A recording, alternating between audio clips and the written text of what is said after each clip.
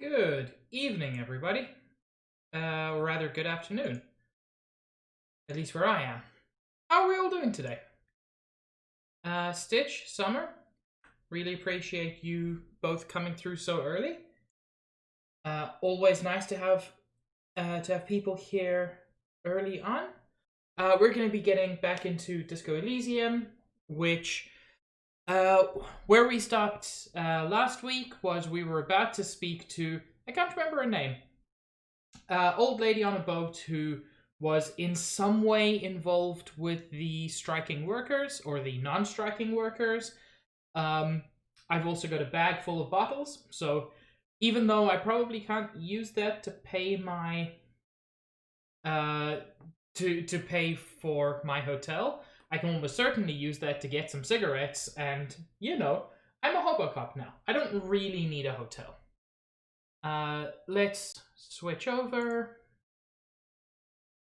Let's get some sound going. Whoops, wrong thing. Uh, oh? Wait. Nintendo, did you arrive and have your first message be seppuku? Because that's kind of hilarious. Also, welcome, Nintendo. Let's get back into this. Does my mouse appear on capture? Yes. I'm always concerned. Short on money, equip a plastic bag, collect bottles, and sell them at Freet. I do that. Or at least I'm currently collecting. I haven't yet sold anything. But part of one of the perks of Hobo Cop is that apparently you get more money from doing that. You're back. Good. What can I help you with? You're on a boat. Are we gonna break into the Lonely Island song? Why, yes, I am. She looks at the deck under her feet. Green and white sails flutter overhead. Not a lot of people on boats, are there? Of course there are. She looks around. We are on an archipelago. How else are you supposed to get around? What do you mean archipelago? I mean, we are on Le Caillou. Oh god! Caillou is back for revenge!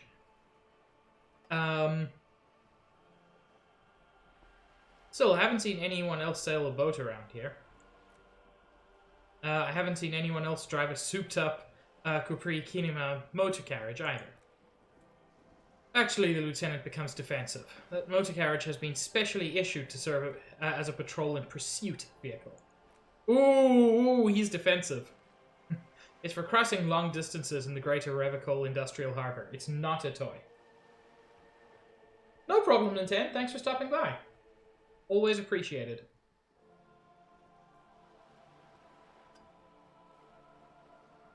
Why, Nintendo? I'm so confused. Does she have a name? The boat? No. It is called Cordelite 19, because that's the type of sloop it is. Apparently. The word it feels strange. Such a beautiful boat deserves a proper name. Yeah, it's very unusual for, especially this kind of, I'm just going to say, rich person, to not name it. A breeze ripples through the sails and tugs at your hair. Below, the sleek fish-like shape of the hull parts the water. Beneath that, a resounding darkness. You're reminded of something, or someone. What kind of boat is it? It's a pleasure craft, a 19 pacer. It also happens to be rated for Category 1 racing, though these days I mainly use it for business. Oh god, Stitch! Don't kill the penguin with the fish. How do you like it? My sloop? I like it a lot. Her lip curls into a wry smile. It's the eel's hips, baby. I don't know what... I'm enjoying this part of the interview. It has so little to do with the murder we're investigating. Okay, Kim. I really do, Lieutenant thinks. Is she thrown off yet? He's looking at the woman, assessing her. I mean, he did tell me to be weird about it. Do you have a license for this boat? Officer, I assure you, I am a highly qualified pleasure craft operator. The crowns of her teeth are porcelain, white as the boat's hull as she smiles. I don't know why that was important. Qualified pleasure craft operator. So charming. Where's the damn license? Can I see your license? I just renewed its safety inspection last month, officers. It is completely seaworthy. In fact, it's taken part in not one, but two Insulindic regattas. I'm guessing that's this world equivalent of Iceland. Even finished one. Still need to see a license, ma'am. Actually, you don't. What do you mean? The Wayfarer Act specifically denies the RTM the authority to demand anyone's operator license. It's a little-known fact among us law officials.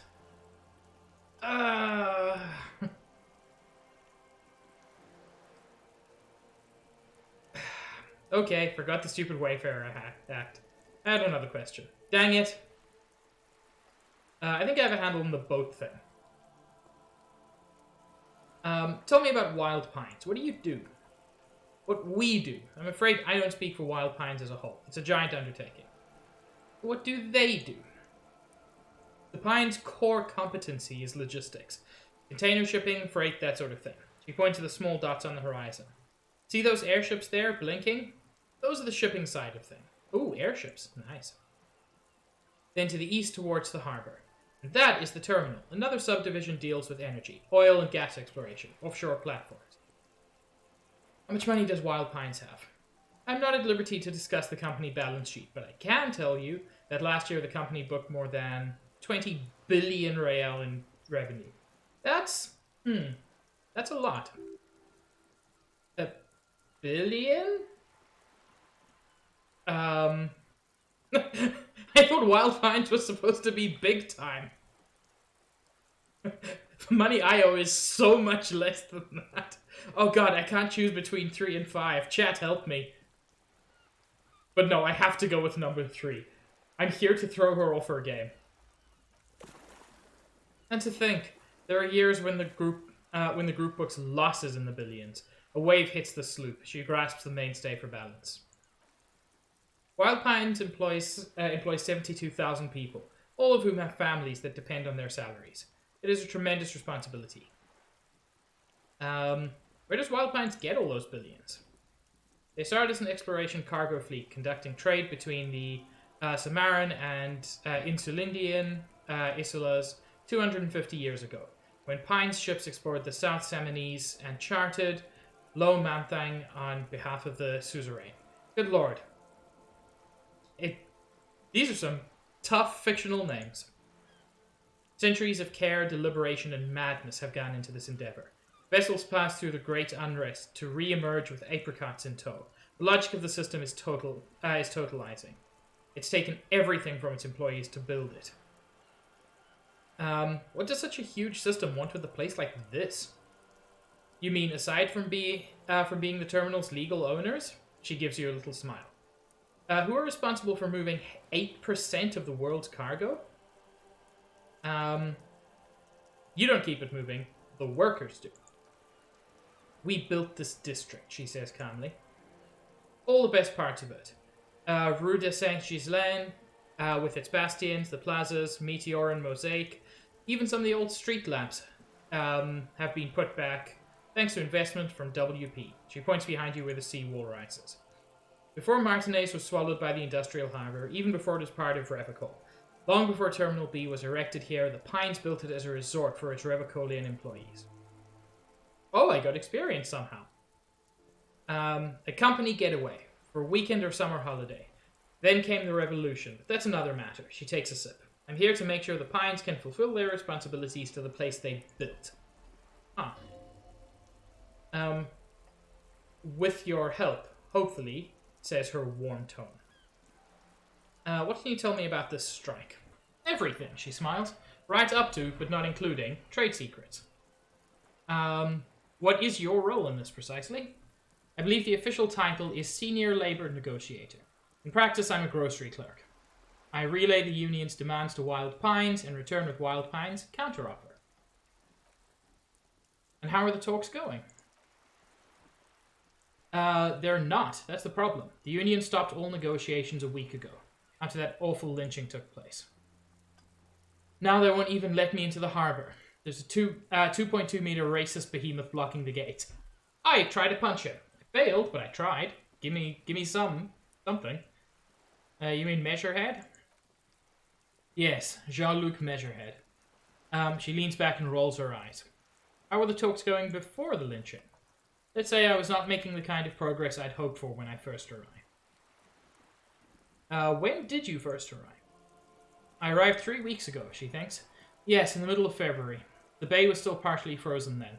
I prefer to do these things on site, like the RCM. He looks at his notes.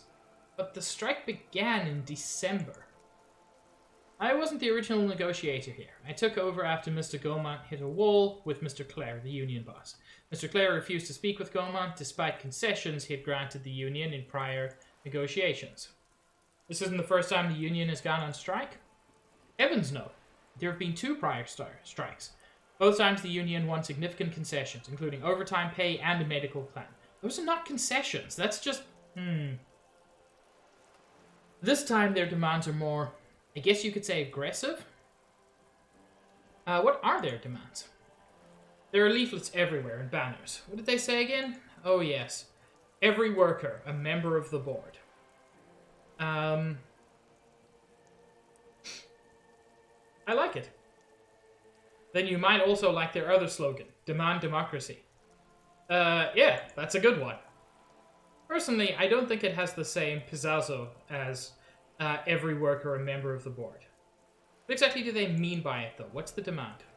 It's quite simple, you see. Every time the Wild Pines group makes a decision, about what? About anything, really, it needs the signature of each of the 2,200 workers in the Martinez terminal.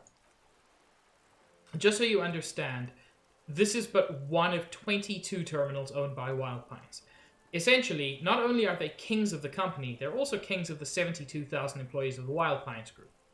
I can actually see the concern there. Workers can't be kings, the king is king. The king is dead, long live the workers. That may well be. It's not up to me to decide who is king, but as negotiations go, it's not a swell start. What are you going to do? I'm not sure. Naturally, I assumed that was just their opening position. A hard-nosed tactic with a side of mockery. But there's been no follow-up. Just the same nonsensical slogan repeated over and over. And now people are getting lynched, I hear, behind the whirling in rags. Disastrous situation if there ever was one. Excuse me, the lieutenant looks up from his notes. From whom did you hear about the lynching? Her reply comes quick. I first heard it from the boy at the gates. The one whose very name advertises his aversion to work. I think he said it was Call Me Mañana. This checks out.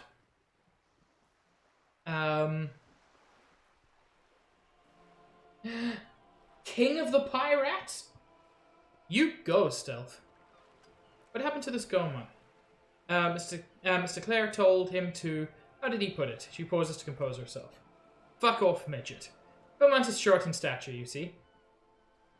Oh, okay then. Yes, keep in mind, this is a negotiator Mr. Clare has worked with before, who was more than fair with him and the Union. Scabs at the gates, did you put them there? The scabs? She raises her brow. You mean the huddled mass of Jamrock come to plead for work where the Union refuses to? If they were organized by Wild Pines or its affiliates, then it would be a company secret. I could not share that with you. Not right now, at least. Tell me about Mr. Clare. Irvar Clare is a man of the utmost integrity. If you can say one thing about him, it's that he always puts the interests of the workers first. Really? Of course not. Irvar is fantastically corrupt. I imagine he has a thick, viscous goo where you and I have blood. Huh. Is he that bad? He's the most corrupt individual I've ever seen, and I deal with men like him for a living. If there is anyone more venal, more irredeemably nepotistic, then it's his twin brother, Edgar. Two of him? Yes, Edgar looks exactly like his brother, except for that lazy eye. He also talks like wait, that's not Irvar, it's Everard. Such an odd name. He also talks exactly like Everard does. And when one's term as foreman is up, the other takes over. It's how they circumvent the term limits, you see? With a funny little switcheroo. While in office, they embezzle God knows how much of their workers' dues. What about the Union itself, outside of the Brothers Clare? The Debardiers Union was once a perfectly normal institution, 20 years ago anyway. It must not have been easy to establish under the Emergency Act, but they did it. I can respect that.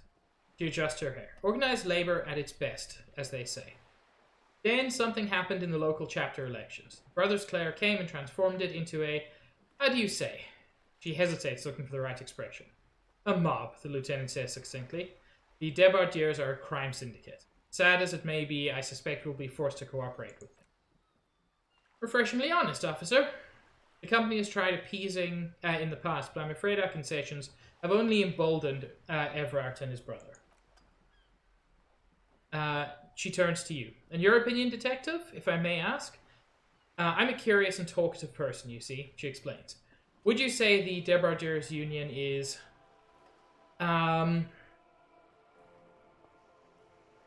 Heck, unions are good in general. But this one does sound problematic, but I don't trust her opinion on it. Given that the things they got were overtime pay and medical protection, they are an effective advocate at the moment. Yeah, I mean, I don't trust most of the people in this game, but especially her. Like, she's here for the business, not for the people. Why do you think so? Her voice is calm, there's only curiosity there. Between Everard, the human leech, and Measurehead, the Union sounds like a motley crew. I'm into it. Sounds like they're all Revocol. I'm all Revocol too. To hell with the rest. I think that's the big thing for me. Ah! She lets out a loud cackle. I suppose you are, officer. All Revocol. But enough about Everard. What can I tell you about? You said something happened in the elections? I'm glad you asked. There was a woman, the previous forewoman of the Union. She disappeared. Oh! Yes, on the last day of the local chapter elections, her daughter phoned in and said she wasn't running anymore, or coming to work. Ever. End of story. Some kind of extortion, probably. Indeed, the company suspects foul play, but there's nothing they could do. It was a union matter. The point of the presentation is, these kinds of things happen around the Clares. Watch out when you're dealing with him. That is actually good advice. Thank you for your concern, ma'am. We'll be just fine. What can you tell me about this lynching? Quite a few things, I'm afraid. Oh, okay. So that gate, yeah, that was a secret task. I'm not sure why it was secret, but whatever. The information I'm to share with you includes sensitive trade secrets. For the sake of my employer, I have to ask for your names and badge numbers. Of course, ma'am. We should have introduced ourselves. Lieutenant hands her a piece of blue plastic. I'm Lieutenant Kitsuragi from Precinct 57. He points to you. This is my colleague from Precinct 41. I'm afraid he doesn't have his badge at the moment. I hope mine will suffice. How curious. She returns the lieutenant's badge and turns to you. Why is that, detective? Awkwardness washes over the conversation. The woman doesn't like this turn of events. Remember when my partner told you I'd recently suffered from an unusual medical episode? My lost badge is related to it. I see. She looks increasingly worried. So are you saying you lost your badge during the course of this episode? It's possible. After a night of heavy drinking, I lost all memory of my life in the world. I could have eaten it for all I know. I don't remember anything. This world, this city, nothing. I'm going to be slightly vague. I can't hear you, darling. Please speak up. Fine. Oh dear. She sighs with compassion, sadness even. I suppose this does explain some of the more curious turns in our conversation. Actually, can I... Oh, I can upgrade now during this conversation, which could be potentially useful. All of these are useful. I think I wanted logic for something a while back. So I'm going to level that up. Yeah. As I said, ma'am, the lieutenant interjects. His technique may be very unconventional, but he is an officer of the RCM. Oh, am I even? It just occurred to me. It's possible that I'm not. Of course, I sympathize. But I'm afraid I simply can't share anything more until I've seen that badge. Hang on, she's a professional negotiator. She should be open to some sort of mutually beneficial arrangement. How do I negotiate my way out of this?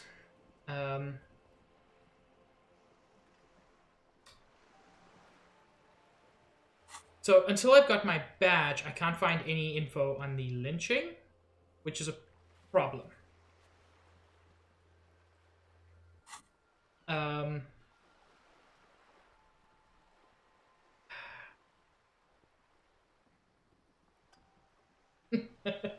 We're RoboCop. Our only law is the law of the road, and also the dumpster. 58, I'm gonna take that chance. Hey! She's a negotiator. Just float a favor at her. Insinuate. Surely there's some other way to demonstrate our law enforcement credentials. I will be frank with you. Yo, Zach, it's going well. How are you doing? I will be frank with you. She puts down her thermal cup. If I'm going to break protocol, I need to be able to justify it to my superiors. They're going to want to see something very tangible. You're in, but you expect her to drive a hard bargain. Like what? Reports from inside Terminal B suggest it's a hub for the local drug trade. This is an open secret in Martinez. The Union controls the terminal, so it goes to reason. They're profiting from this trade. You see, this is the kind of thing I am genuinely willing to give her, because, like, if they're willing to... Like, if she just wants to break up a drug trade, I'm willing to go along with that. Pass out, Zach, it's fine. Have a midday nap, it's Sunday. The company has tried looking into the matter before, but to no avail. Perhaps someone with your authority and resources might turn over the right stones. Or, she picks the cup back up. You can recover your badge. Though, if I may be blunt with you, it sounds like that may be a lost cause. Juice, the drugs aren't the problem. The fuckers profiting off the drugs are the problem. Oh, that is a problem, Zach. Detective, the lieutenant closes his notebook. A word in private before we continue.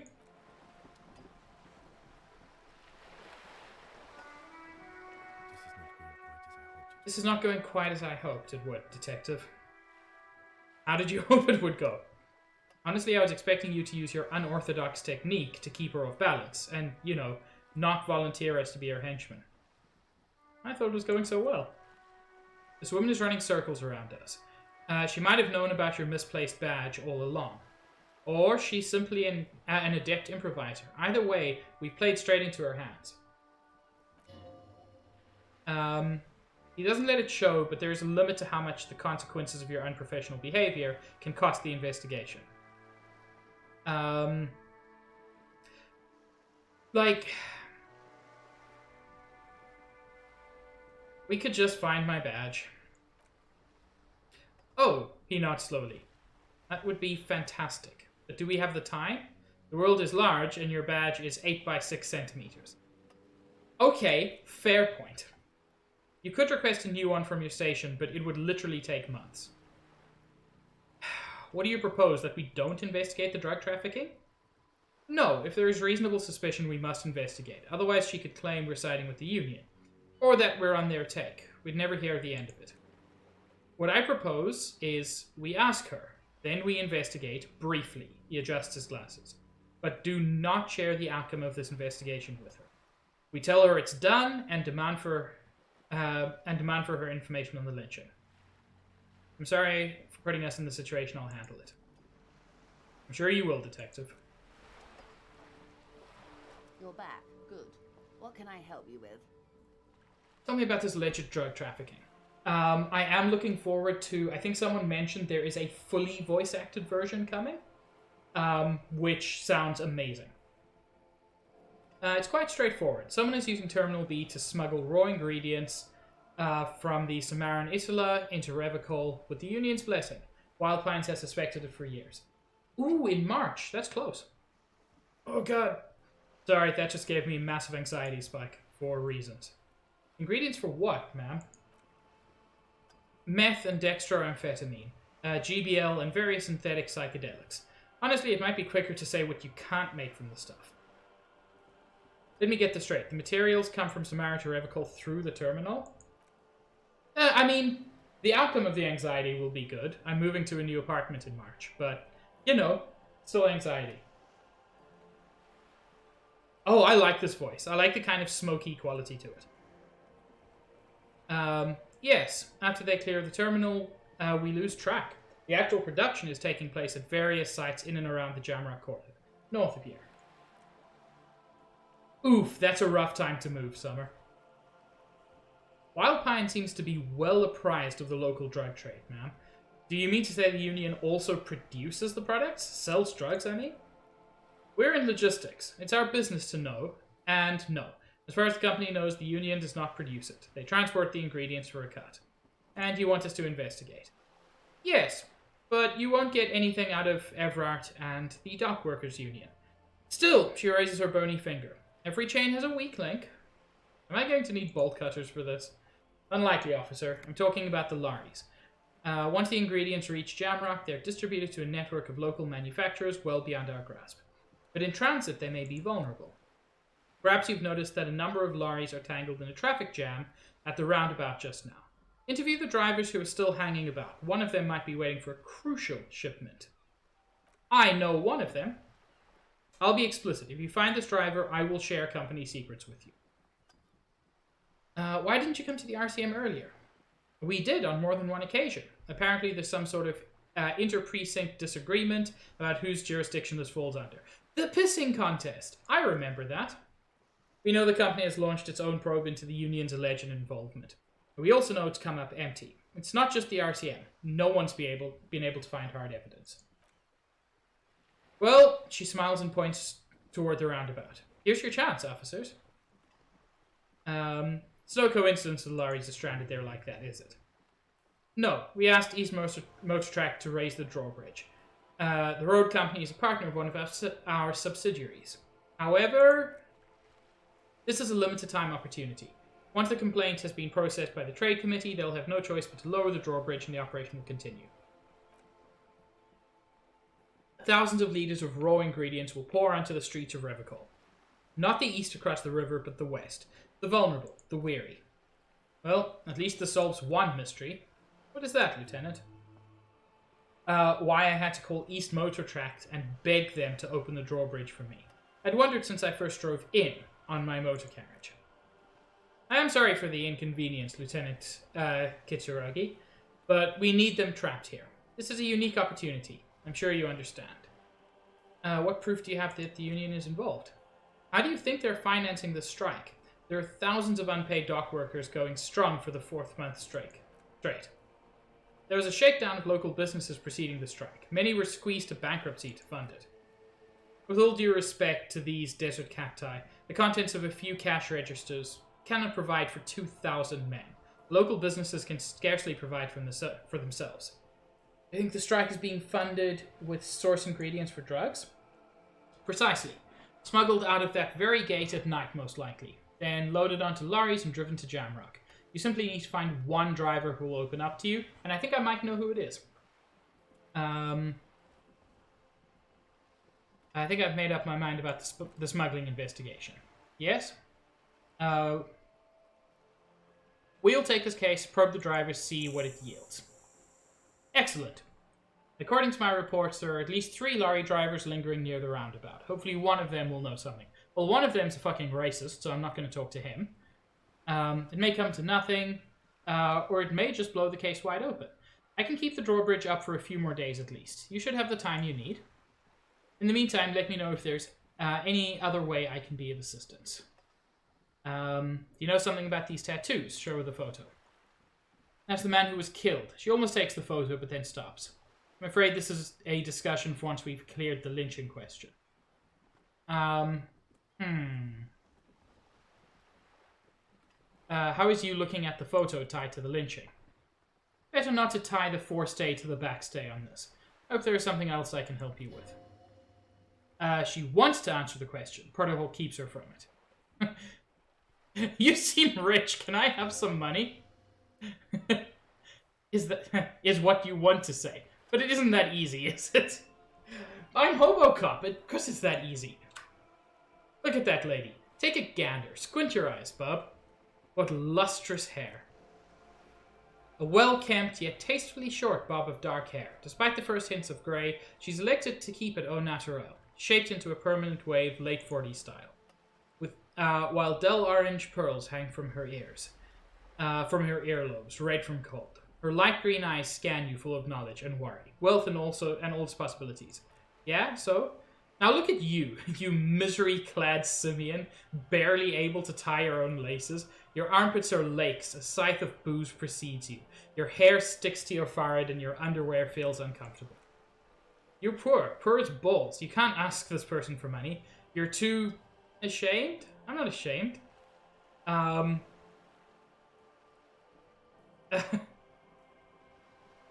Too ashamed. As I should be for even considering it. This is a woman and I am a man. Oh, that went weird. What is this feeling? I've never felt it before. Shame? You haven't really... Yo, Josh. Not much. We've just been talking to this lady. There's a drug trade that she wants us to investigate before she'll help us too much. Not much more than that. You haven't really been in the presence of gentlefolk either, have you? What shame is there to be felt in front of these dock workers, cops, and hotel clerks? But to belittle yourself in the eyes of O'Donnell. As I was saying, her voice breaks the silence and suddenly you're back again. Nearby, a seagull pecks at a piece of garbage. If there's any way I may be of assistance, don't hesitate to ask. 72% chance! Fuck it. Voila! You're doing it!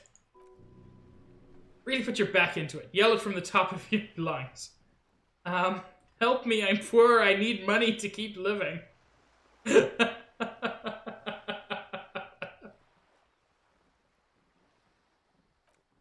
Ah, yes, of course. I'm sad to hear that. She nods as if it's self-explanatory. How much do you need? She's surprisingly nonchalant about this. Could it... Oh, it's snowing. That's rad. Could it be that she somehow knows more about your predicament than she's letting on? I need 130 real. That's a good sum. Not too small, not fantastically large. She reaches into her raincoat and pulls out a zip bag. In it, you see paper notes arranged like black gills. What? That worked? She removes a few notes and hands them to you. The paper is cold and oily to the touch. So, she returns the zip bag to her jacket. I hope I didn't just bribe you, officer. It may not be technically illegal under the Emergency Act, but still. You bribed me, alright? I'm your little peony now. I'm an honorable policeman. Still getting my head around this whole money concept. You were just helping me out. You're right, ma'am. That donations are permitted under the Emergency Act, unseemly as it may be, as long as they're properly logged with the precinct. Which he most certainly will do. She bows and then raises a single eyebrow in your direction. Now, how else can I help the RCM today, besides supplementing your salaries? That worked! I really didn't expect that to work.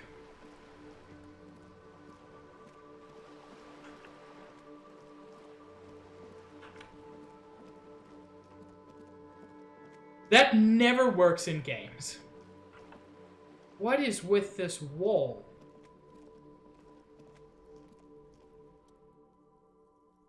This is a wall on the side of an apartment building. 3% chance. No, I'm not gonna take it. I mean, it turns out...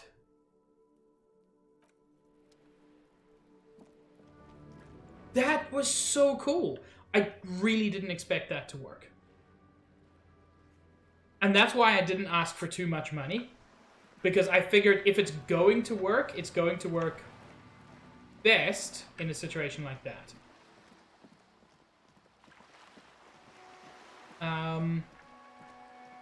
Have I inspected this bin yet? Yes. I'm going to, Juice.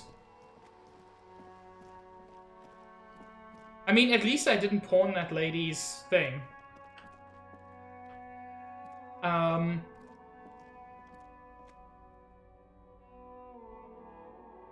This game is so interesting. Like, I know I've said it before, but like, things you do have unexpected consequences in the best way. Like, that's not something I would have expected to work. Oh, I really am. Thank you for the suggestion, Summer. I've had it for a while, but... Can I help you? About that money I owe you. I have your money. Here's 130. They all cost the same, which I appreciate. Slam the bills down on the counter. I hope you choke on it.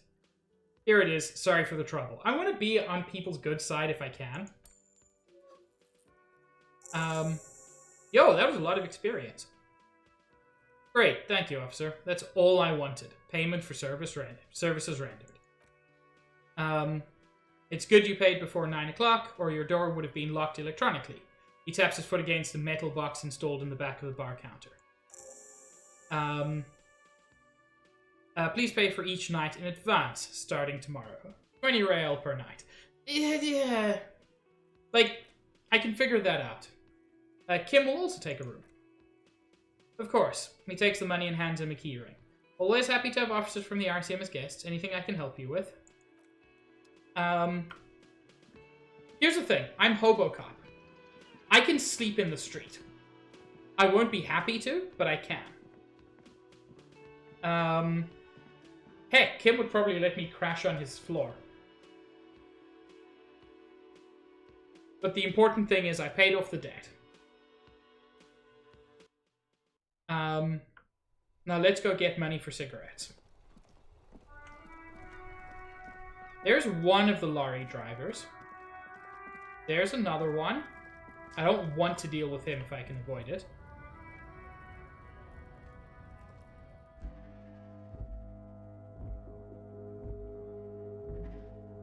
Forgotten how weird the music is. I mean, Bioshock has smoking in it. Ask Zach about that.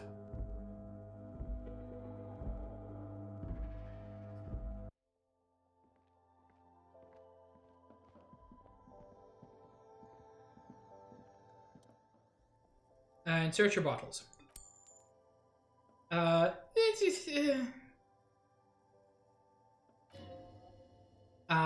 You're 100% sure you got special Hobocop money for that tear. At least plus 100% extra tear money. If the numbers on the machine told you otherwise, it's a lie. Now I'm confused.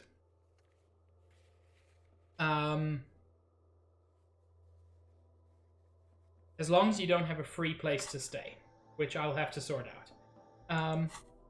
Wait, how much money do I have? And where do I check that?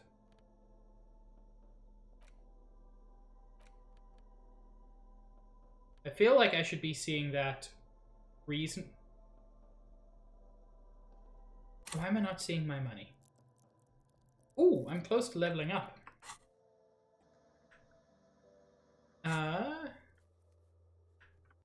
Heck. Oh wait, there. 140. Is this about the questions again? Because I don't really know anything. Does Frit have a warehouse in the back of Whirling in Rags? A warehouse? I don't know. Maybe. I don't really care what Frit does. Give me...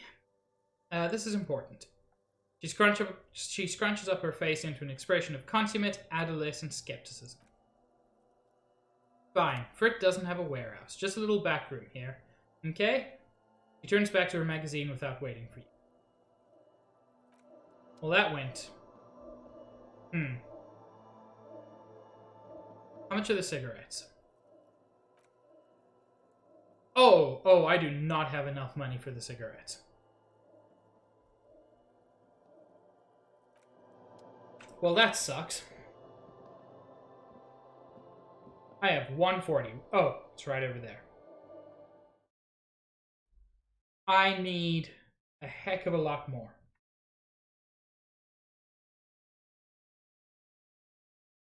And yes, I actually need...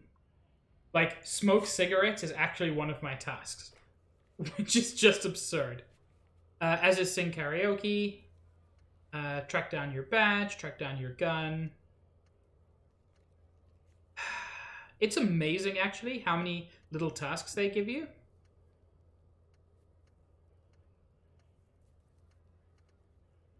So these two are time limited. How am I going to get 20 real?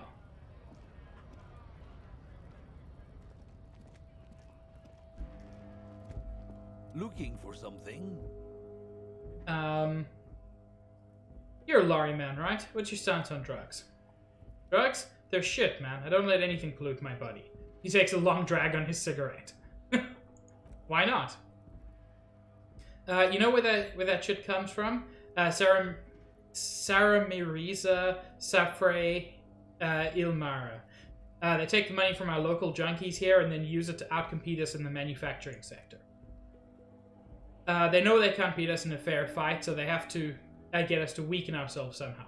It's racial sabotage. Racial economic sabotage.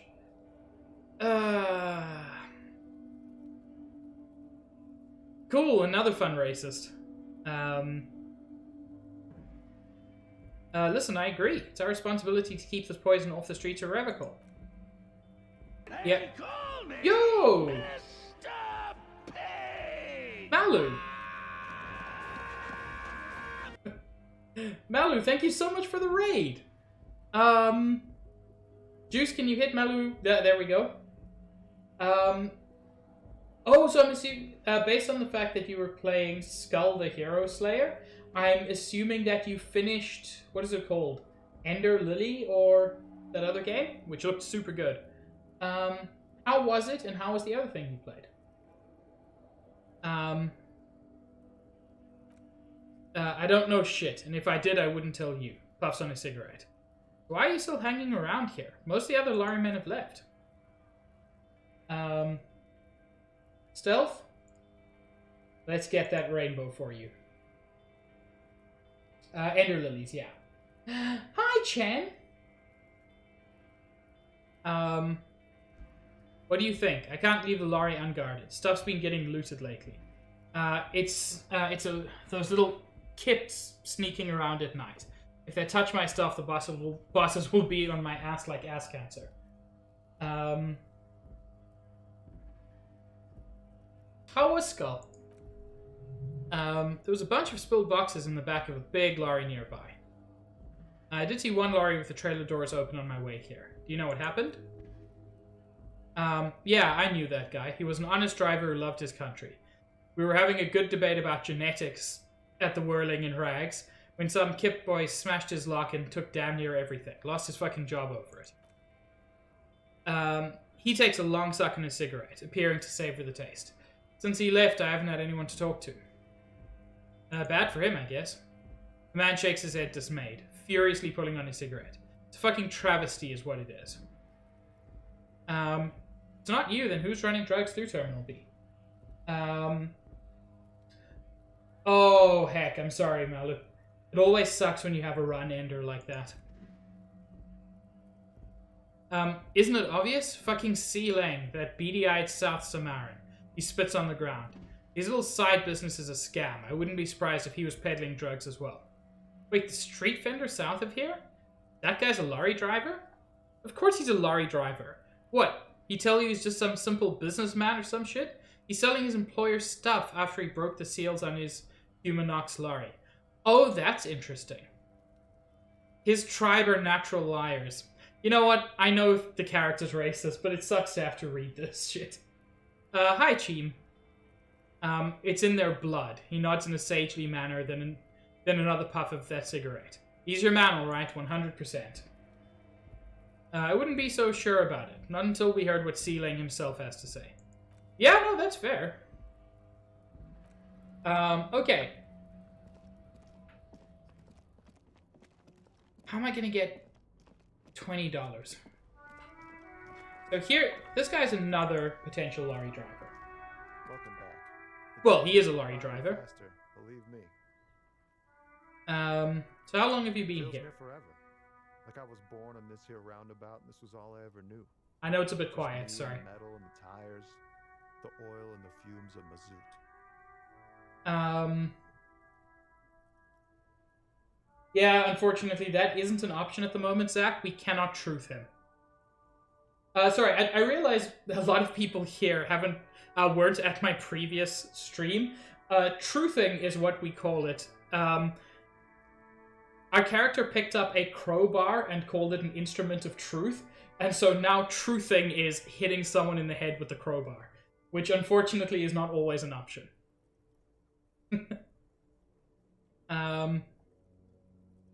Extravagantly phrased, but I can roll with it. Imagine. It's been a whole week already. Ooh, that is long. Behind the laugh, however, a touch of So sorrow. tell me, what do you need? Got any smokes on you? Nope, don't smoke. Some of the other drivers do, though. There's still a few around waiting for the jam to disperse, or waiting for the sweet release of death. Yep, nothing wrong with that statement. Your senses have nothing to add. You'll have to ask around elsewhere. You could also check the kiosk down the street, Freet.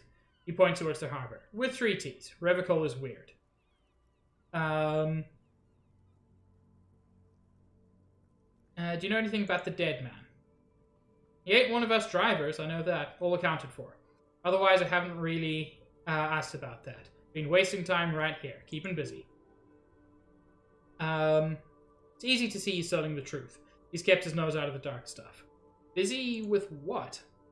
Analyzing the fundamental, structural, and psychological conditions of being stranded in the midst of a sea of motor lorries and their sad, despondent chauffeurs.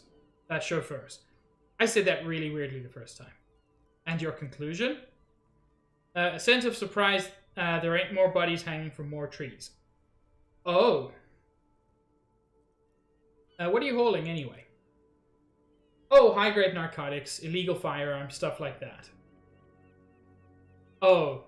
Oh, he's joking. It took me a second. I'm like, oh, we found our drug dude. And then, no one actually says that. What are you actually holding? Can't even get a few jokes past you, my man. I've got another haul of FALN cargo. Mostly sporting goods, tracksuits, that kind of thing. They usually get shipped to Grad and the Occident. Though we've been making headway in the Ilmaran market lately. That's the machine behind you? This rockin' beauty? He points at the lorry with his thumb. Sure is. Like a rash you can't get rid of. You interested in heavy-duty cargo machinery? Not really. I just asked because, I don't know, cop reflex. Yeah, must be. Your job's to know all those little things, isn't it? While my job, he pats the back of the lorry, is to deliver tracksuit trousers. There it is again, a little touch of sadness beneath his cool. He thinks he spent too long in this lorry. So nothing illegal then? Not unless they've illegalized sports equipment while I was on the road. Could I get one of those tracksuits you're holding? We're pals and all, but I can't just freely hand out the merchandise. The bosses won't be happy. I had another question. It's not a great shot, but I can try this one again. What do you see in his eyes? Hey! Success! In his eyes, a half-familiar longing. Flecks of brown and gold. Familiar how? It's hard to say. His gaze wanders southwest, down the street that goes beyond the horizon. The road continues for miles, flowing together with other roads, turning into causeways or bridges, ending suddenly in dead ends, or ramping up and down freeways. It forms a crisscross pattern across the land. Where does it lead? Above the Jamrock Quarter, in the form of a raised motorway, and then the never-ending sprawl of Faubourg. High above buildings, new and old, the air filled with the rumble of motor engines. Further. To the old south, to the farthest outskirts of Revicol. Through the checkered fields of farmland, upstream to the river Esperance, past Montmartin, the border approaches. And what's beyond the border? You cannot see, it's out of the city. Up ahead, the mist blocks all sight. A gale blows across your cheeks. It is cold. Before you stands a tall lorry driver with sad eyes. What's in the southwest? Excuse me? He emerges from the reverie. I'm a cop. I can fix anything. Really, you can tell me? Hell, I get longing. I felt something similar since I woke up. Man, he sighs. I don't know what to say. Not much anyone can do. There's no helping in absence, you know. Oof. I miss my family. They're all I have. My wife, a second kid on the way, wedding all the way in Dior. And here I am, stuck in this shit so far from home. What's it like to miss someone? What's it like? Good and bad. An ache that brings you joy. He smiles warmly. I think of them a lot. I dream up these silly scenarios in great detail. Of living with them. It comforts me. Oh God. I love him. There's a pause and a sigh. Then he turns his eyes to you. What about you, cop man? You missing someone? Is that what it is? This feeling? No, it's scarier than that. You're pursued by a hunter, smelling of apricots and sorrow and the past. I miss someone, but I don't know who it is. I'm just gonna use what my half-light told me. I feel hunted. By what? A shadowy figure known only to me as the X something. What? How did I lose health from that? What the fuck is this game? An ex-wife? A pain burst in your chest. Oh, okay. That's why. God. I thought that would hurt my morale, not my actual health. A pain burns in your chest, radiating. A crown of arteries on fire. Ex-wife? No, it's a sinister presence that haunts me across all planes of existence. Juice, can we get that phantom again? It followed me to this world when I awoke. I think it may be a planar hunter.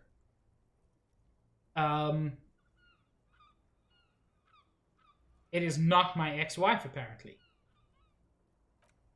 Sinister presence? Wow, that sounds really bad. I hope that doesn't happen to my marriage. It's definitely going to happen to your marriage. Fuck off. Don't worry. I'm certain nothing bad is ever going to happen to your marriage. Yeah, in marriage you never know if you're doing the right thing. I hope we're doing our best to keep ours together, but anything can happen. Look, man. Oh god, Stealth, you're right. We got truthed. I got experience for that. Thanks for this. It's nice to talk to someone. I know it wasn't easy to ask, so he smiles. I hope you find your way through your own troubles. You seem like a man who knows about drugs. Ah, man. Me and narcotics go way back. He folds his hands behind his head and leans back. Had some good time surfing the psychic waves of my own consciousness, you know? But he pauses, letting the memory dissipate. Those days are behind me. There are other addictions in my life now. Why the inquiry, my man? I've never had sleep paralysis. I'm very lucky. Let me be straight with you. I'm trying to figure out who's smuggling drugs out of Terminal B. The lieutenant steps in. We have a credible lead, sir. Someone on this roundabout is waiting for a bulk shipment from the harbor. Load it on their lorry and drive it to Jamrock. Not me, man. No way. I don't need any trouble. Shit's bad enough anyway. This jam's got folks up in arms, and I'm afraid it's headed towards conflagration. Why are you still hanging around? Gotta guard this stuff. Bosses don't look kindly on missing cargo. And it gives me time to work on my rhymes. Who do you think could be conducting the drug trade then? Look, man, I try to stay away from the criminal underbelly of Revocol. I'm a guest here. You really need to find another man to probe with these questions. He's a poet. Hit him with your best verse. Knuckle crack? 42% chance? Let's see if we can pull this off. Fuck, my rolls are good today. Wait, there's something here, stored away in some dusty corner. It starts like, a mirror's temperature is always 0. It is ice in the veins. Its camera is an X-ray. Whoa! He leans in, his eyes bright with attention. What else? It is a chalice held out to you in silent communion. Silent communion, that's good. He's transfixed by the words. Where graspingly you partake of a shifting identity, never your own. I mean, I kind of was as well, Juice, but this is really rad. Damn! He grunts, unable to suppress his reaction. That's some great shit. You come up with that by yourself? Did you? I think that may be an actual poet, and I've learned it by heart. Ooh, I'm just a vessel for the muse. This dude will respond very positively to that. Right, but really, no bullshit. That's great stuff. I sort of want to know if it's yours. I don't really know. No matter. Great verses like that sometimes. Ephemeral. You might not look it, but it seems you have some literary chops. Maybe there's some hope for me yet. That's a strange compliment. Just messing with you. It's cool, you're an okay guy for a cop. For a cop? They're more often into fists than rhymes, see? Let alone honesty in verse. In a small office behind the old military hospital, hunched under the green glow of his desk light, Officer Hans Blau browses through a test print of his Futurist magazine. It's called The Futurist. The typeface on the header is too small. I'm doing what little I can do. I can to do right by the people. No joke, man. Fuck the police. Oh god, juice, they did. Any organization gets all kind of folks. I'm sure we try our best. The lieutenant looks at you in silence, a curious look in his eyes, nodding slightly. Nice. Well, you've given me some hope. I guess. He gives you a thumbs up.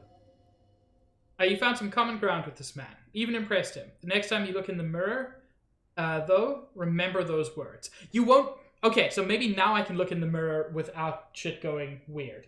I saw juice. So, I've got another skill point. I can level up logic again.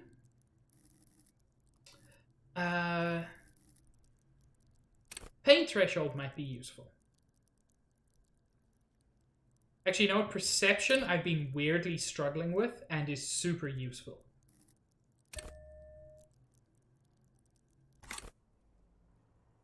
How much experience do I have? Was that everything? Like, was that from a level up, or was that just something I got? Probably from the level up.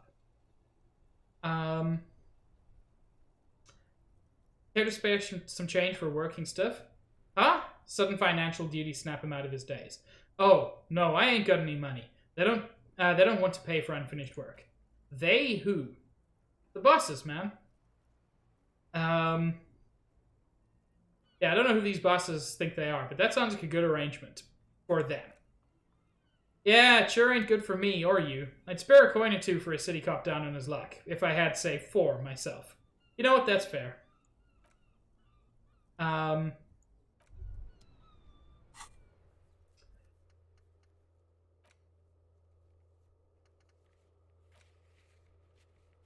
So... Did it add a new one of these, or am I just seeing something weird? Where do I get the map? I'm so confused. I know there is a map in the game, but I don't know where it is. Rhetoric. Hey, psst. Who, me? Yes, you. Word on the street is you're ready to start building communism again. How come there's word on the street? You keep saying things like, down with the bourgeoisie, eat the rich, sodomize the landowners, impale all people who have more than 25 real in their pocket, literally murder all human beings regardless of their political beliefs. That kind of stuff. That escalated so fast. So we said nice poems to the lorry driver, and now rhetoric has gone from down with the bourgeoisie to literally murder all human beings regardless of their political beliefs. So that's going well. I haven't said anything like that. I've said some mildly left-wing things, but none of those. Oh yes, the mask of ambivalence. Don't deny it. You're about to rip it off and reveal the monstrous seven-eyed lamb of global communism that will devour and masticate mankind. Everyone can see that. So tell me, do you have any questions before we fire up the big communism builder? Or do we get right down to it? It's too tiring. I don't have it in me. I'm beat down and broken. I'm not... Fine. You know what? Fine. I'm opting in. I'm building communism. Oh yeah. Get the firing squads and the animal wagons ready. Wait, what? Firing squads? You didn't say anything about those. Too late to back out now. You can't make an omelet without breaking a few million eggs. What? What is this game even? Oh, I forgot I'm working on rigorous self-critique. Oh, I've got to unlock more of these slots.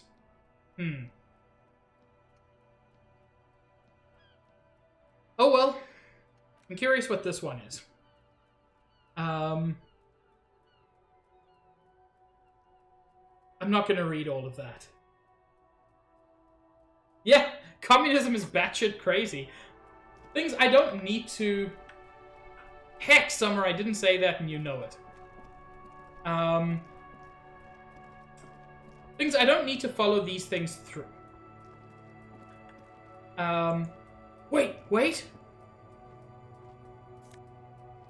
Oh. I mean, I'm glad, but I thought that bottle was a pack of cigarettes.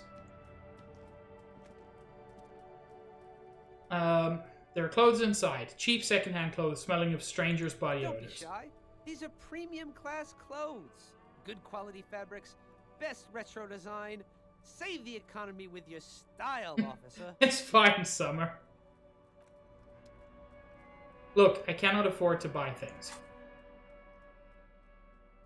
What?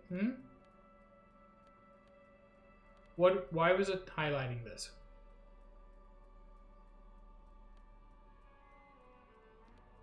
Equip this to discover secret orbs in shady areas. I'm very confused.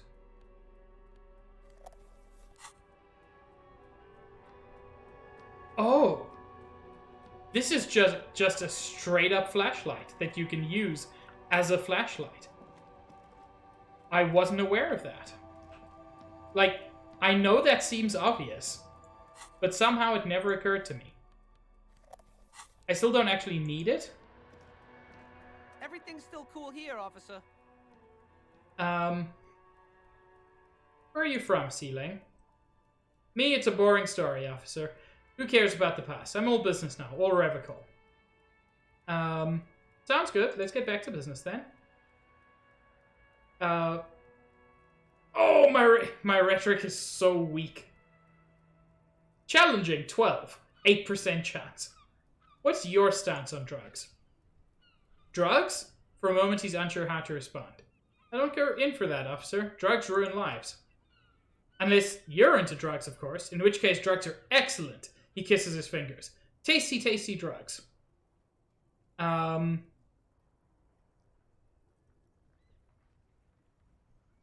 super into drugs. That's very cool. A lot of the coolest detectives do drugs. Sadly, I don't have any drugs on sale, or at my home, or on my person. He smiles. We're looking for a lorry driver who's transporting drugs out of the harbor. He or she is in this traffic jam. That's even cooler. You investigating that and all. But, he points to the goods. I am not a lorry driver. I'm just a street vendor. I don't know anything about that. But you are a lorry man. Another driver has identified you and your lorry. Who said that? It's the fat racist, right? I bet it's him. He has an agenda against me because I'm an immigrant who works harder than he does. He's a hater. So you admit you're a lorry driver. No, I just said I work harder and he's an asshole. He stops to think. Realizing he can't get out of it. Smart man. Okay, maybe I'm a lorry driver too. A little. That's not the most important thing about me. That's my day job. That's my dream. Sorry, this is my dream. He spreads his arms. So you forgot to tell me. You were embarrassed to tell me.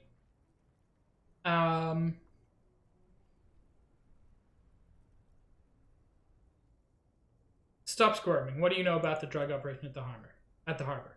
Nothing, I told you. I'm not a dumb guy. I don't get involved with that crowd. And what crowd is that? Crowd, you know, the drug crowd. He doesn't want to talk about them. He's afraid.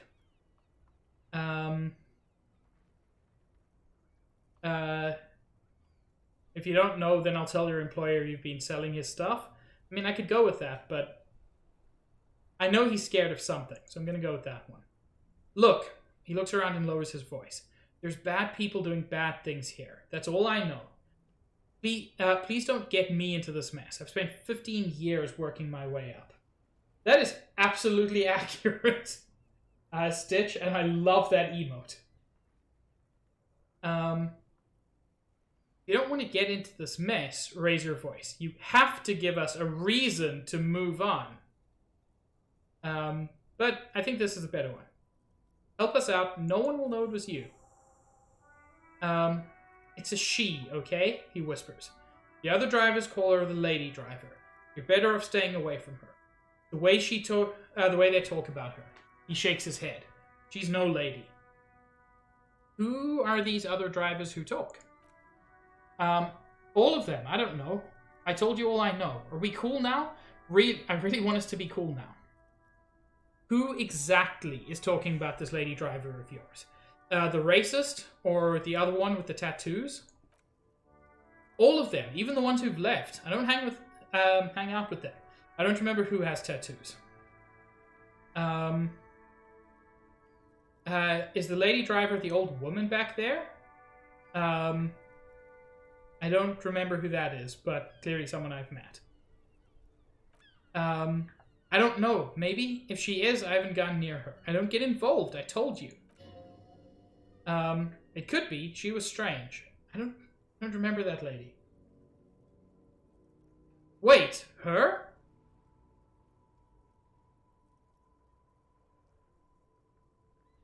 The old lady in the wheelchair?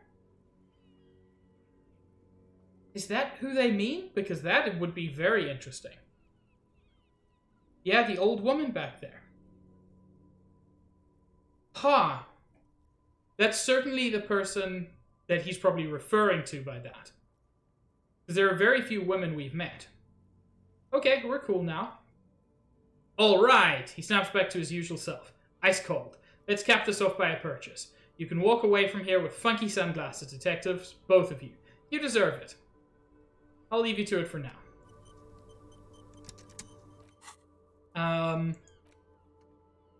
Find out who is the lady driver and where her lorry is. Okay, so the drawbridge is up. There's nothing I can do there.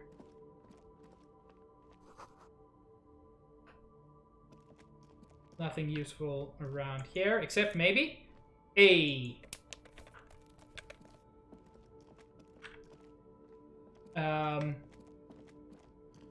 Look, I need all the bottles I can get. I am poor. You know, I don't think I've ever spoken to this dude.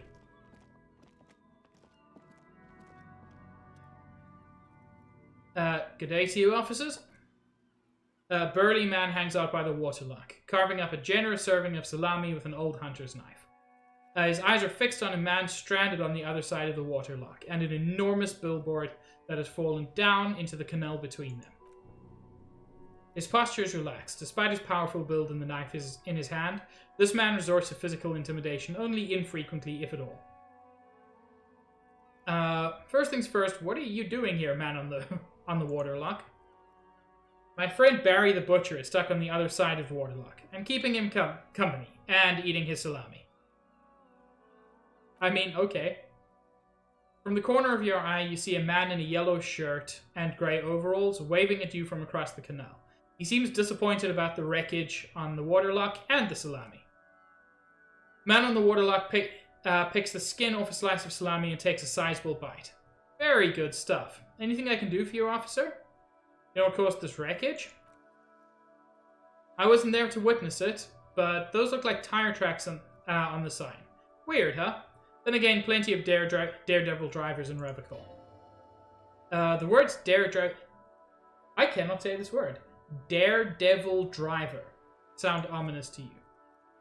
Too bad it also takes a year and a day to repair anything around here, especially a waterlock. The rest of the coast is closed off till then. Do you know what's further down the coast?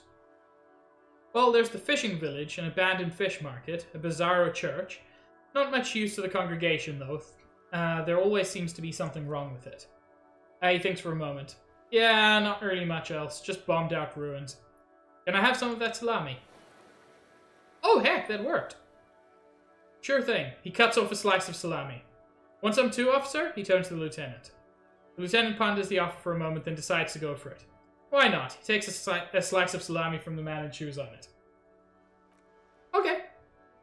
Nothing happened, but I got some health back. A couple of indicator lights are missing from this control panel. Loose wires dangle from the now vacant holes. In the middle is a lever. Beneath it, a small metal plaque. This panel usually closes the waterlock, turning it into a bridge that lets you cross the canal. But there's a crushed Samaran butter sign in the way. Pulling the lever probably won't do anything. You pull the lever all the way up until the metal clicks against the contact pins. You hear a soft clunk, then nothing happens. Release the lever. On Wednesday. I'm assuming today is not Wednesday. It might have been summer. There's no proof of that yet. The spring brings the lever back to its original position. You still need to close the water lock to get across the canal. Some other way. Wasn't there a sign over there saying functionality will be restored on Wednesday morning? There was.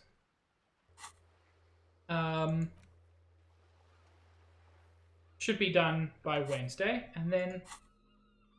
What? It keeps highlighting this. It must just be because I've got new bottles. Which, you know, I'm not complaining about. I think Summer's probably joking. I don't think this is drugged. But I've been wrong before. I need to report my the donation I received.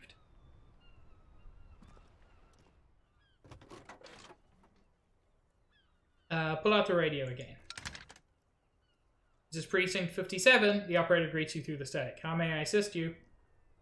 Ellis, please connect me to the 41st again. I forgot there's still stuff I can do here. Just a moment, officer. 10-4, come in, officer, over. Wait, I wanted to report the money? I guess not. Personal details I'd like to discuss. Okay, 10-4, sir. I hear you. Relay your question. Wait, before you say anything stupid, think it through. I need information, not fear. Be smart about this. Ask if he's there alone. 10-4, sir. I'm not hearing your question.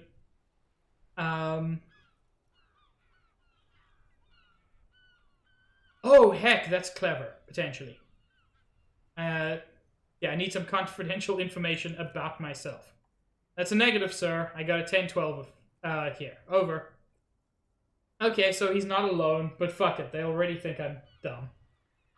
Want to know if you got my badge's description right on the report. Did you read it to me? Name, rank, date of birth? What? What is it? He's still on the line? He wants to verify the information on his badge. But of course, it says Dick Mullen, High General of the Revicolian Cavalry Force. Shut up, Mac. I hate you. Tell him to stop wasting time. Okay. I wanted to report the donation, which was definitely not a bribe, but I can't do that apparently. I do need to contact this lady. Of course. What's her number, officer? Kim, didn't Garth give you Sylvie's number? Yes, hold on. The lieutenant takes a look at his notes. Number is 005-1944-298.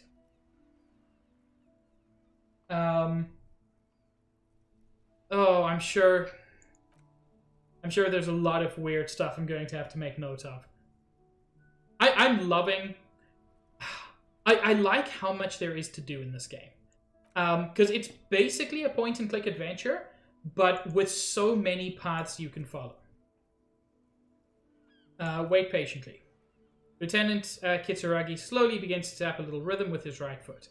Quite a lot of time has passed. Officer, she finally returns. I have Sylvie Malaika on the phone for you. Yes, hello? A female voice greets you through static. It sounds like she's a million miles from here. Hello, this is the police calling. I have some questions for you about your last days at work. Like, so far, yes. It's very logical. And... like, I don't know why this feels so good. The lack of moon logic is part of it. Just the number of bizarre things you can do. Like asking the lady on the boat for money. I didn't think that would work, but it does. She recognizes your voice almost immediately. Oh, so she does know me. Hello, officer. What can I do for you? You can hear resentment in her tone. She's not thrilled to be talking to you again. Electrochemistry. There is no resentment in her tone. We want you to ask her out. No question about it. What the fuck? You quit your job at the Whirling. Why? You mean, why did I leave the bar? You can hear her tense up on the other side. Honestly, I'm not really comfortable discussing it with you, sir. Why aren't you comfortable discussing it with me? Let's just say I left because I needed to get away from someone. Get away from whom? You know whom. You think you hear a sliver of accusation in her words. You mean me? You needed to get away from me? I really don't want to talk about this. Let's just forget about this, okay? Okay, I won't push you on it. That's curious, though. Suggests that I was worse than I realized. Was it you who called the police? No, not me. Do you know who made that call? No, sorry, I don't. She clears her throat. Not a lot of people have phones around here. Copper thieves take the wires. People don't have the money to have the cables put in again. They use the Union's phone or the one on the coast. That's curious. It was someone else. The lieutenant takes a note. We'll find them sooner or later, officer. It might just take a while. But why didn't you call? Didn't the corpse behind your workplace bother you? What? Of course it bothered me. But I thought the Union already knew about the corpse. What is... Yeah, I meant us. You should have called the police. No one calls the police. You can hear her adjust the receiver in her hand. The Union would get angry. What do you mean by that? You know, she seems to be looking for words. What the Union says goes. People listen to them and they take care of their own, which is like everyone here. Tell me, why exactly did you let a corpse hang in your own backyard for weeks instead of calling us? I didn't want to get in trouble with the others. Push her. No, don't push her. It sounds as if she's about to cry. I'm gonna back off on that. Yeah. Okay, next question. Have you seen my badge? Yes, I know who you are. You're a police officer. The law. No, my badge is missing. Have you seen it anywhere? Oh, no, I haven't. Sorry. Real policemen have uniforms too, by the way. Where's yours? Not my uniform too. God, I should really look into that. Kim's not wearing a uniform. It's fine. Oh, yeah. It even says that. He's in plain clothes. Voluntarily. It's different from not knowing where your uniform is. One thing at a time. There are officers who wear the signature Perseus black uniforms to the highest ranks in the RCM and end up buried in them as well. Others do it more casually. Looks like you're one of them. Have you seen my gun? Please no, not this again. Everyone saw your cool gun, detective. Oh God, I whipped my dick out. I mean, we all know that that's what your cool gun is, right? She sounds beyond exacerbated. I showed you my gun? When did this happen? You were trying to impress some people with it. Everyone was eating, and she stops hesitantly, not sure if she should continue. Sounds like it's going to be bad. Do you really want to know? Actually, I don't want to know. I don't want to know what happened. Great. There's relief in her voice. Anything else? Do you know how my paperwork ended up in the trash container behind the Whirling? Well, there's an uncomfortable pause. You tried to jam it down the toilet, sir, clogging it completely. After I had unclogged the toilet and retrieved the paperwork, I threw it out in the trash, thinking you didn't need it. You know what? That is fair on her part. I'm not going to ask her out. She's already seen my gun. This is not going to get better. I've got everything I need. I do hope so. Please don't call me again. Bye. She's ready to hang up. Oh, that's a very good chance. Why does she seem angry with you?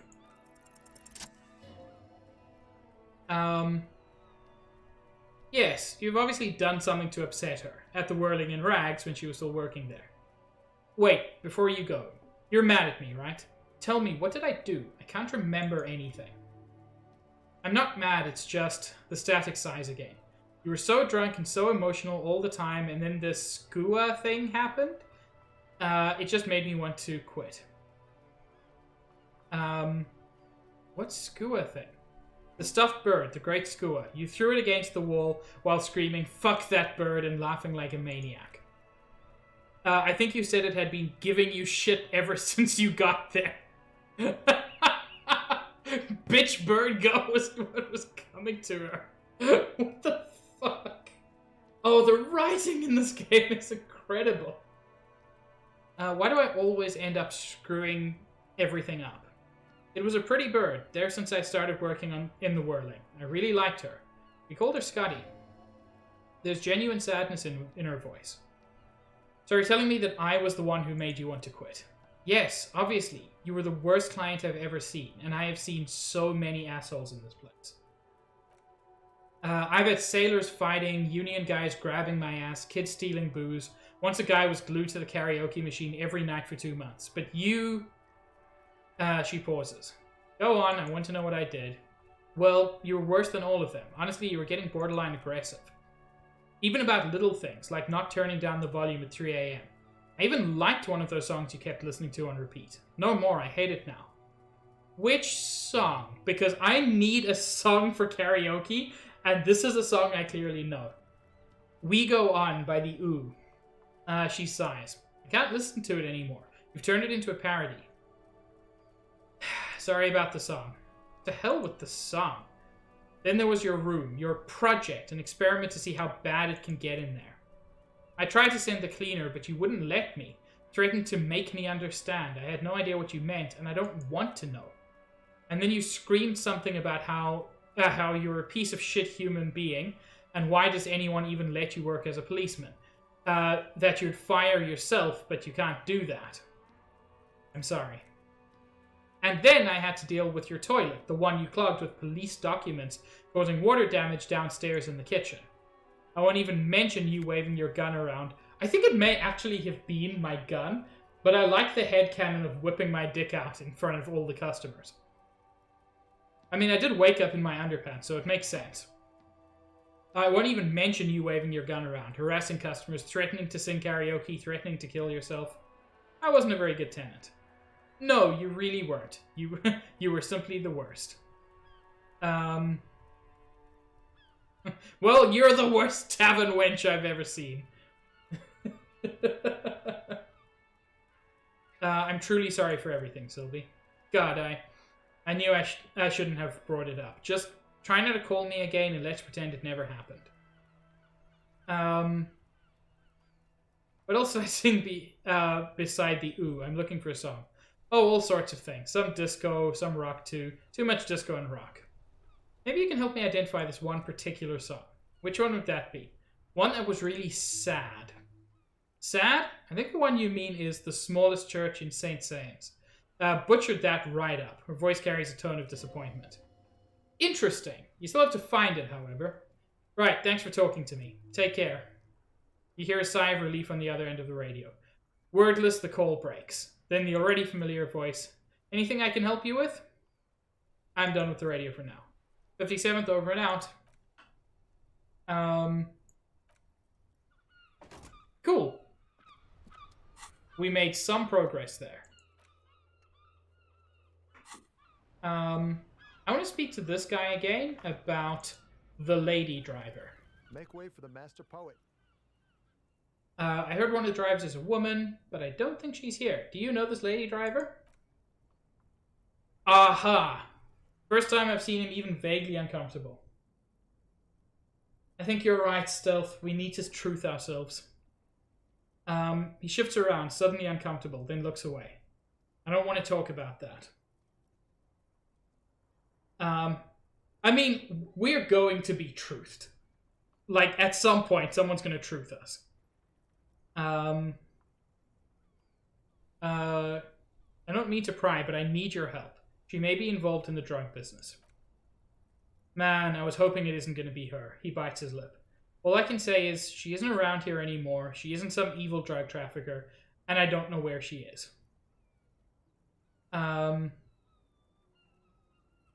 What's her name? Thank God I don't know. People here call her the Lady Driver. She kept her name a secret. For me too. Now I see why. Who is she to you? A friend? An acquaintance? I don't know. She was the only person in this damn jam I could talk to. Excuse me. She's someone I don't want to rat out to the law, okay? You're right. Kim deserves to truth us. Yes, Nikki? Nikki, you also. Chat, please tell Nikki that they are the cutest. What does she look like? A youngish woman? Gruff, but in a cool way. Okay, so it's not the lady in the wheelchair. Gold? Gold, I hope I didn't miss you coming in earlier. Because I love you. What color hair? Blue and violet, dyed. He answers reluctantly. It was violet when she got here, blue before she went. Then she may have dyed it again. Well, I'm happy you're here, Gold. You make me happy. I asked you who's conducting the drug trade, and you said you didn't know. Now you're saying you do. I didn't, man. I told you I was hoping it's not her. That she wouldn't be mixed up in it. He still is hoping. It's just wishful thinking on his part, not trickery. When did she leave? Damn, I don't want to... He looks you straight in the eye. Please just let it go. Whatever she did, it can't be that bad. She's not a bad person, I know that much. We can't just let it go. It's part of a police investigation. That's how it always is with you, isn't it? All part of the investigation. He shakes his head. The girl's troubled. If you hunt her down, she may not survive it. I can't have that on my conscience. It won't come to that. We won't pursue her on this. This is information only. I don't believe you. You said she's troubled. How? She's got the darkness in her. That young person darkness when you think it's all over and you're looking for a way out. Oh, no.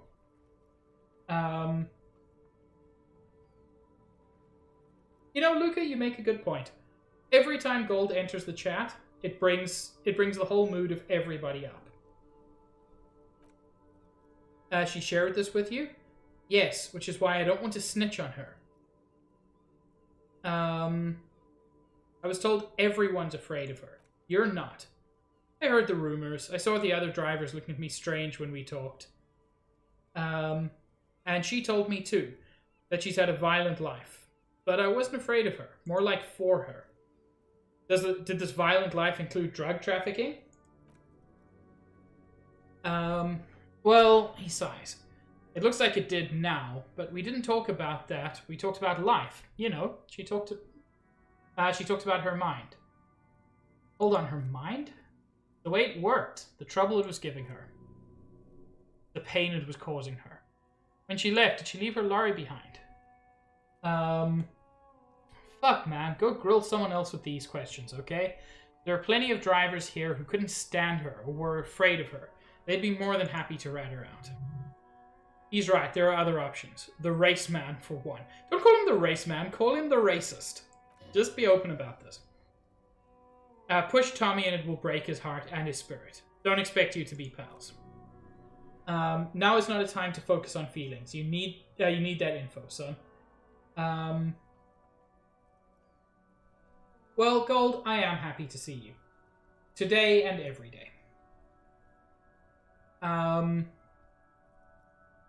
I'm not going to push him. I'll drop the matter for now.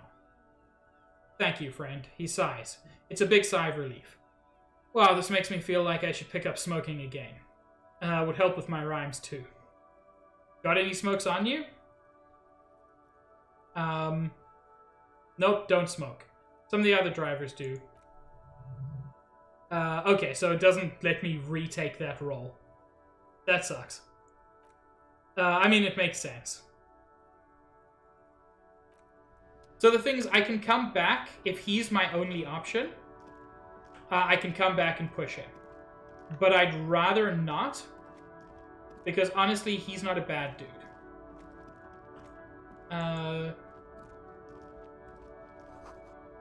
A bold slogan, Humanox, covers the truck. Okay, nothing particularly useful or interesting there, but, you know. I thought I'd check it out. I'm always happy to see you as well, Mickey, just so you know. Oh, heck! More money? I've got almost enough for cigarettes. What about this lady? This is the lady that I thought that I asked that dude about, the pale driver. If you want her attention, you may need to be more forceful. Okay, so snapping my fingers didn't work, so snap my fingers twice. Where am I? Who are you? Like a magician recalling a subject from hypnosis, you've jolted her back to reality. The smile on her face has disappeared, replaced by the wary aspect of a cornered beast. Are you alright, ma'am? Ma'am, you're out. Never mind. I remember now. I'm still stuck in the traffic jam. In the 50s. Yes, you, Nikki. I'm always happy to see you.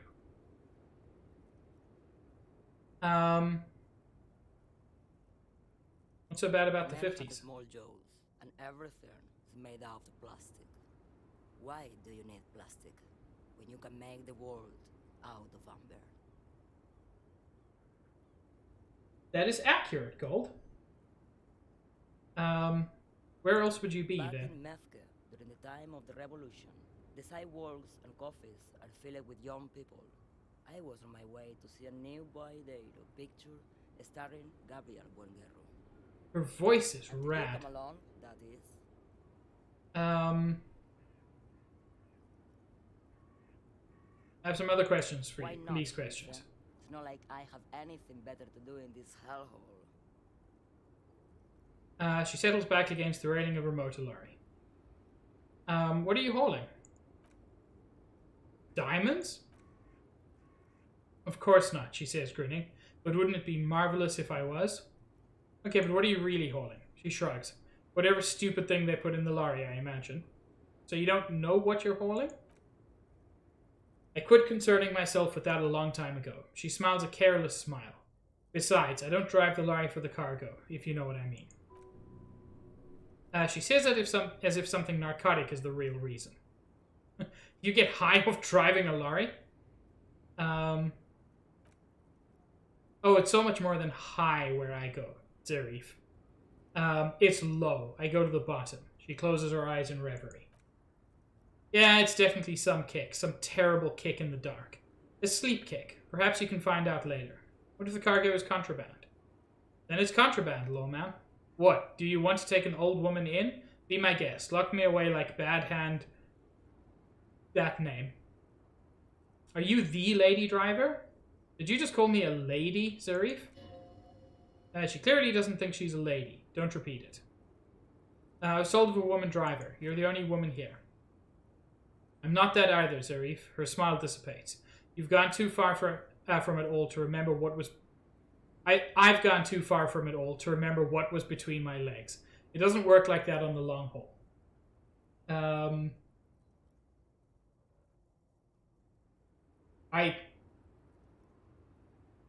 Wow. I'm assuming that's quoting from something, Summer, but that's rad. So you're not the driver everyone is terrified of? I'm only terrifying to small children and to those who used to know me. Why are you scary to people who used to know you? Because they can no longer recognize the person I was.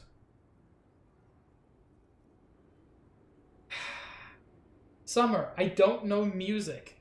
This is a me thing. I'm sure other people get the reference. Then who's the female driver I was told of? How should I know? Do I look like I spend a lot of time with the other camionneurs? I'm assuming that's lorry drivers. Sniffing around when I have my movies to go to. That's all I needed to know, thanks. Oh, Sim. The woman stares at you, her mind elsewhere now, in other matters. Something in her is pulling towards some unknown rest state. She twitches like a sleep kick. Seems like a woman who knows a thing or two about drugs. What do I need drugs for, lawman? What I see, what I feel, the great adversary, no drugs can compare. Adversary? Yes. There's a protagonista. She gestures to the intersection. And an adversario. I am on the side of the adversary. There's no coming back from that hole. I don't like the sound of any of that. Sounds like a horrible drug, the worst of them all. Really not what I'm getting at. Then what were you getting at? She already told me she doesn't know what she's hauling. I wanted to ask if you'd be interested in smuggling some drugs. Why would I want to do that? For commerce, the lifeblood of the Isolas. Lawman, what in the name of God are you talking about? Let me put this another way. Are you smuggling drugs through Terminal B? Her shoulder bones crack as she shrugs. Maybe, probably not. Makes no difference to me either way. You said earlier that you don't know what cargo you're hauling. Could it be drugs? Just this month I made half a dozen trips from Sara Miriza to Grad on the U-41A. What do you think they take from Sara Miriza to Grad, lawman? I don't know, that's why I'm asking you. It's diamonds, lawman, obviously. He grins. Damn this, make her answer.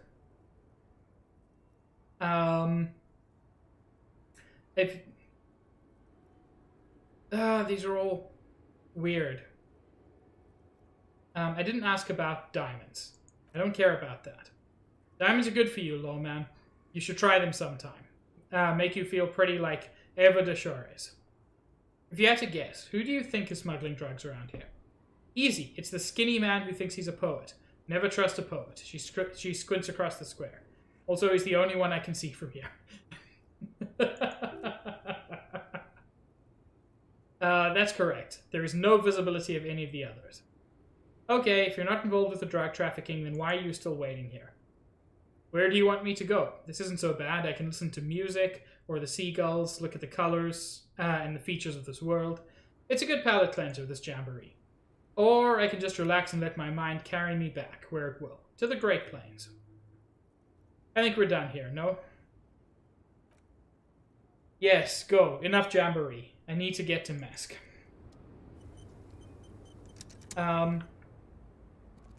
Well, that sure was a thing.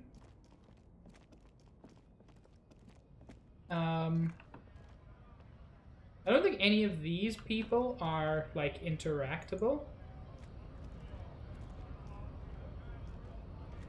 I like her too. Let's see. With the money from the bottles, do I now have enough money to get some smokes? Smokes are important, weirdly, because they up your intellect. Presumably for a short period. But possibly for a long period. We'll find out. I have 3 bottles, so I should get 30 cents out of this. No, I did get double money. Okay.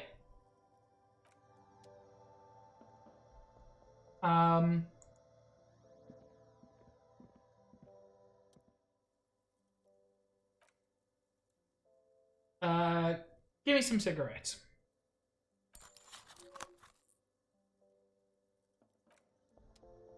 Okay. And at any point, I can smoke these cigarettes. Oh, they've got multiple uses. That's something I wasn't aware of. I mean, it makes sense. It's a box of cigarettes. It's not a single cigarette.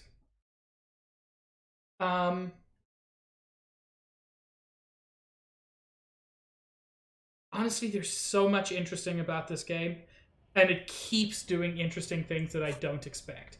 Okay. Let's smoke. There it is, a brave little army in your pocket. The first smokes platoon. 20 brave souls standing in salute, ready to step into the fire for you, sir. Pull one out of the pack. You picked the best one. The soldier is fat and succulent. What are you waiting for? Light up. Re-become yourself. Oh, I forgot that I have a horrific necktie. Oh yes, Breton. The tie is shaking around your neck excitedly. Please light up. You need a trooper between your lips right now. Calm your shit down. Go to Pleasureland. Become a genius. Do you those stars, Luca? Light it up. Get a load of this rock and roll cop here, people. Johnny Thundercop fishes a cheap lighter out of his pants. With a flick of the thumb, there's fire. A primal satisfaction. Here we go. What are the repercussions if I do this? Repercussions? There's a high risk of glory with a mild chance cool genius. Smoking makes you into an intellectual. Everyone knows that. It will help you concentrate a bit. That much is true. It only lets you concentrate because you're in nicotine withdrawal. It only mitigates its own blah, blah, blah, boring. Light up. Dip that bad boy in the flame and breathe in. Thick, warm smoke gets sucked down into your lungs. Yeah, I got the 30 experience for it. Immediately you feel warm nostalgia fill your body and soul. Nostalgia for yourself, the man you were in your youth. Johnny Thundercop is back, and he's chill as balls. In the bottom right corner of the screen, there's a smokes button. Yep. Click it to gain +1 to intellect skills. Logic, rhetoric, conceptualization, visual calculus, encyclopedia, and drama.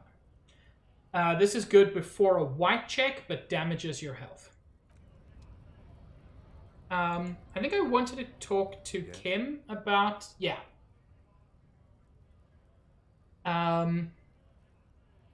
So, why did the 41st send me?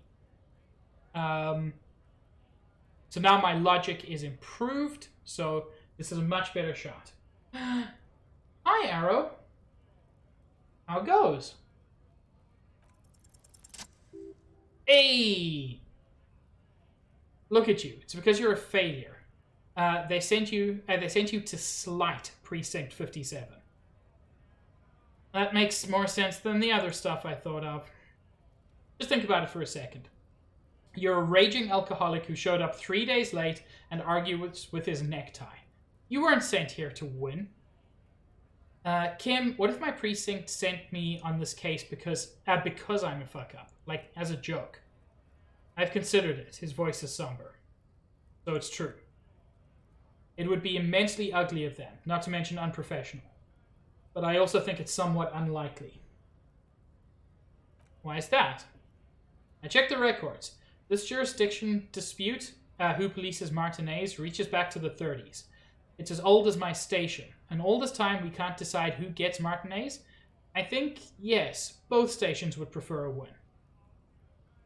So you are their finest. I am the finest of nothing. Nah, you're the finest of friends, Kim. You know what? It's going very well, Griffin. I'm really enjoying this game. The more I play it, the more I enjoy it. You really see me as a safe bet? Safe? No, but you're old. You've made it this far. Something has brought you through. We've only just started working together, so I don't know what it is yet. But it's there. So no, I don't think they sent you as a joke. And even if they did, they're in for a surprise. Oh, Kim, you're the best. He's right. There's no airtight theories, just paranoia. You've given it some thought, now let it go. Oh, Kim's amazing. Now let's... Looking for something? I know you've been giving me the runaround. Fess up, where's the lady driver? He smirks. I don't know what you're talking about. First, you knew C-Lane didn't do it. He did something. He stole his employer's goods and another lorry man's job. He did not steal anybody's job, you fuckface. Oh. So, I will say, and this is a positive statement about the game, even though it won't sound like it. The writing on the racist characters is way too good. It is very uncomfortable. it is a positive thing about the game because good writing is important, but it is very uncomfortable. You should be thankful for the tip. Why are you smirking? Listen up, fuckwits. You don't scare me. You cops don't run Revocol West. You don't run Martinez. You don't run anything. Well, yeah, that's the thing, Summer. It doesn't feel like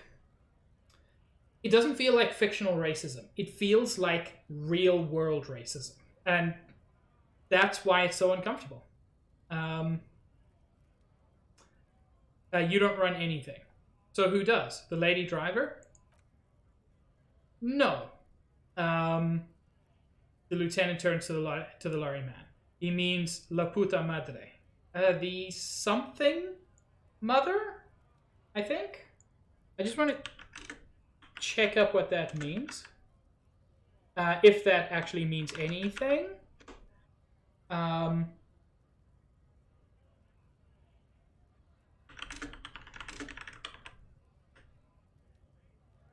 Oh!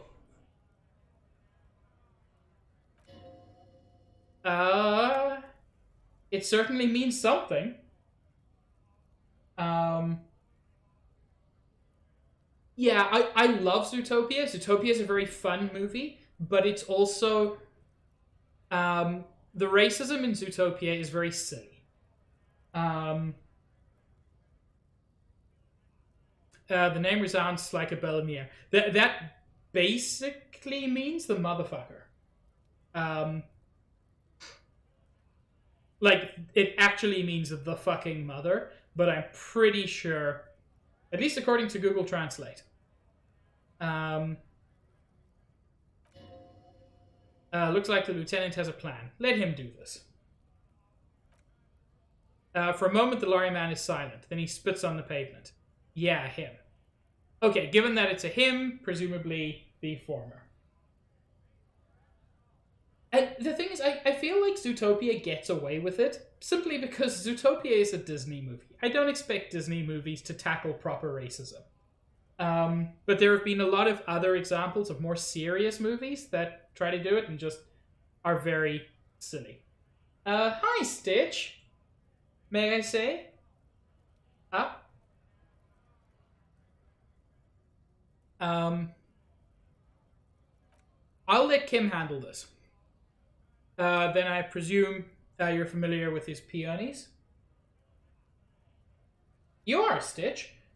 In fact, you are from one of the best Disney movies, which, yeah, doesn't focus so much on the racism, but focuses on some really important family issues that movies tend not to focus on.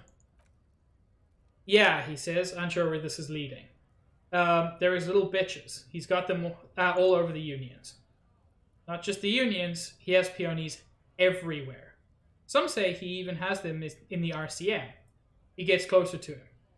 Dirty fucking peonies who do anything for him. Multi-ethnic drug addicts. Say nothing. You're not peonies, he says. You wouldn't be investigating a drug thing if you were.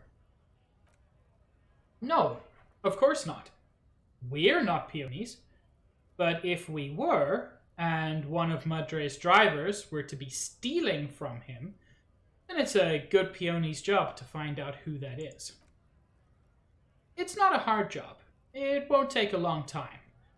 It won't make Padre Madre angry. He looks at him. But a stupid fucking racist is standing in the way, protecting this fucking thief. His eyes dart between you and the lieutenant. I'm not scared of you or the mob. I'm under the protection of the Lorryman and Carters Guild.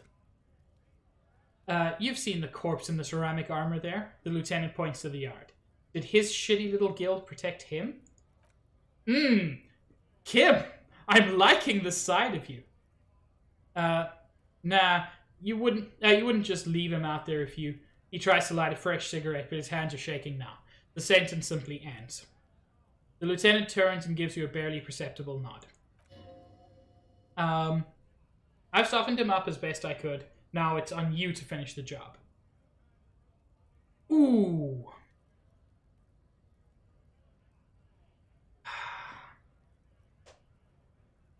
Okay.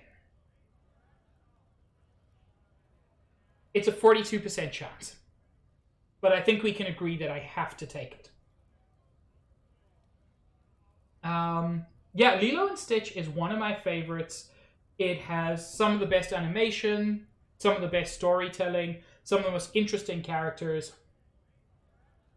The numbers are one of the scarier parts, because in like most point and click adventures, which this is more like than, like, people describe it as an RPG, it's not really. It's a point and click adventure.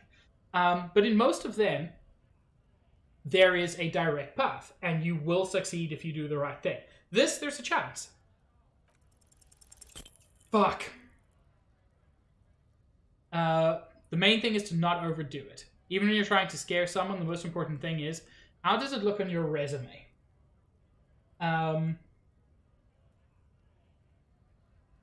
Yeah, look, it is scary, but it's also interesting. And occasionally you'll succeed on a really low chance.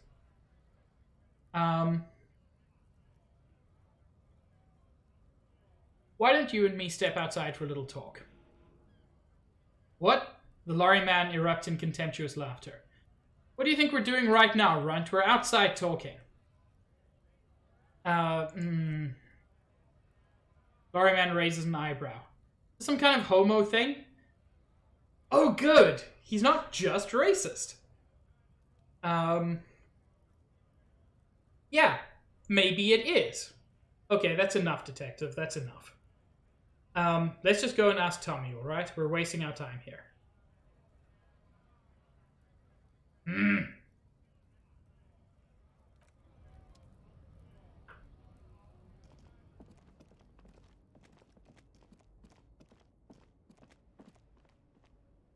Very punchable face. Actually, just some reason I have a feeling that there's more back here that I haven't really identified, and I'm not sure why. I want to get back here. Like, everything behind here is really interesting to me.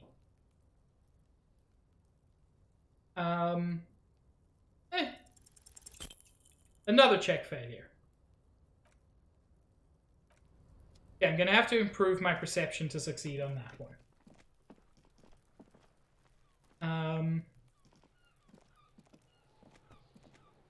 Ooh, are there bottles in the trash?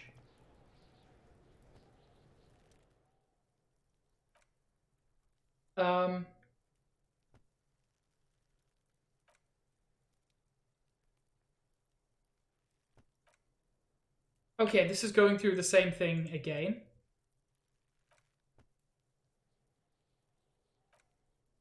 All you see is a broken mug with the racist depiction of the yellow man.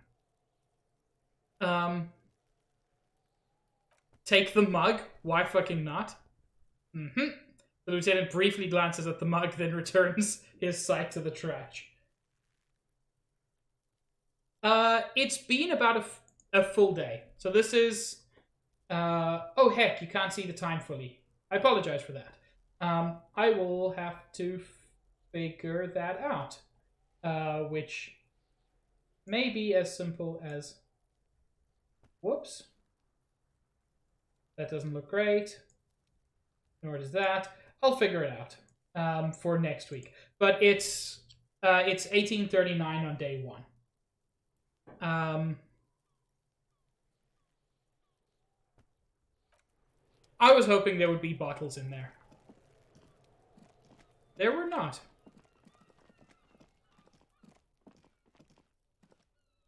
Okay, Tommy, I'm gonna have to push you. You see a set of tire tracks in the brown slush that covers the plaza mosaic.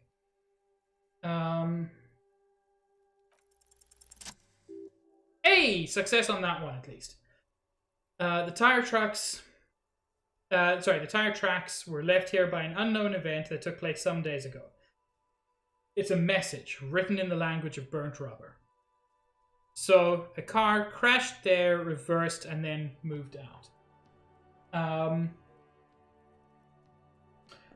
Thank you. I know about that, but I always forget to do it. Thank you. Tinkuradan? I hope I'm pronouncing that right. Yes, there was a racist mug, which was terrible. I mean, it's just... that feels less visceral than some of the other shit. Some of the rubber stuck to the tiles right in front of the whirling in rags. This is point A. The driver started there, then accelerated straight into the fence, left a hole big enough for the Franco-Nigerian cavalry, according to the cafeteria manager. Why that pang of guilt again? The driver proceeded to back out of the yard, barely stopping before hitting the adjacent building, before heading south. Must have been in a hurry. Car drove through the fence. You are correct. This is a rather motor carriage friendly city. Somehow that makes you feel scared. You don't know why. Is this connected to the case? I'm not sure. There are plenty of traffic accidents waiting to happen in Martinez. With the jam right here on the roundabout, it would keep them separate. You could follow the track south. There seems to be a canal there. See where they went. I think I got it. Okay, I actually kind of wasn't expecting that. Let me open... Keeps showing me...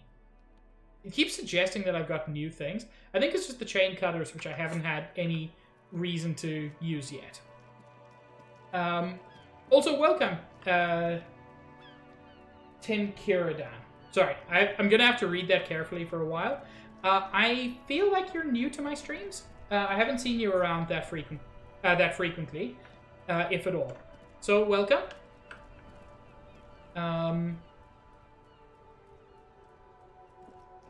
So, Tommy, it'll have to be you. I wanted to be mean to the racist, but I wasn't. Now it's turned I wasn't into a effective. Kind of a snow limbo, man. What's on your Well, mind? welcome. I'm very happy you're here. And thank you for the follow. You are truly some pig. I've changed my mind about your friend, the lady driver. What? He looks up. But I told you she's my friend.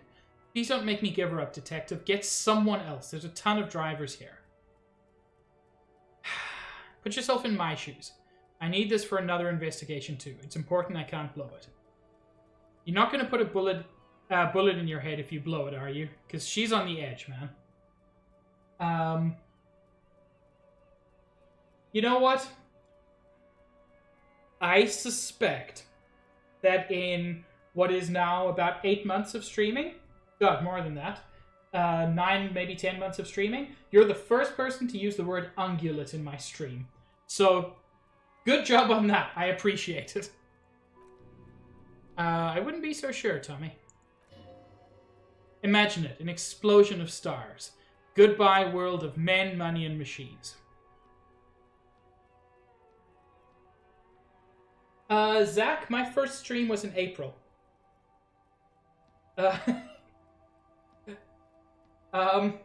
Summer redeemed bed, wed, behead. Protagonist Kim and Tommy. Okay, easily without question, marry Kim, because Kim is just the most beautiful, perfect person in this world at this point. As things stand, I would bed Tommy. Tommy's a good dude. He is obstructing justice, but, I mean, for what feel to him like good reasons. And he's a poet. Protagonist is the worst person here, so I'll kill the protagonist. Thank you for the redemption, Summer. So many cuties. It's such a good time. She's a suspect. I need you to tell me where she is, or I can't finish the investigation. I thought you were a different kind of cop. Something breaks in him as he stares into your eyes. The realization that you've used your friendliness and goodwill for your own ends. I know this sucks, but I need to find this person. Here, he takes a keyring from his pocket, then looks at it before giving it to you in silence. Is she the other person staying at the hostel? Then he gives them to you. Her lorry is still here, down past the statue of Philippe. He waves towards the monument. The cabin is green. You can get in there with these. That's all I know.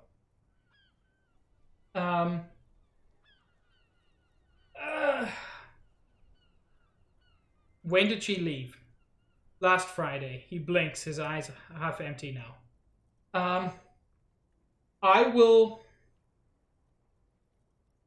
I hate them all. Well, that's the thing. I'm hoping I haven't lost him forever. I will kill the racist lorry driver. I will bed Everard Clare, but have really, really, really bad sex with him, just so that he regrets it for the rest of his life. And I'll marry the corpse. Of these three, he's by far the least offensive. I'm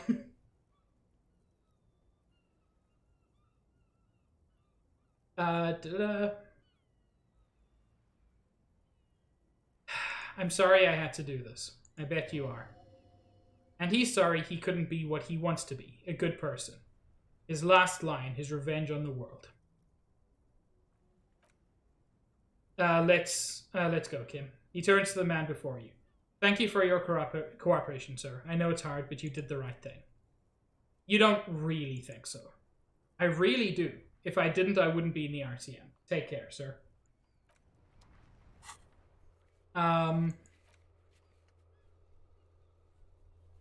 Search for her cabin near the monument.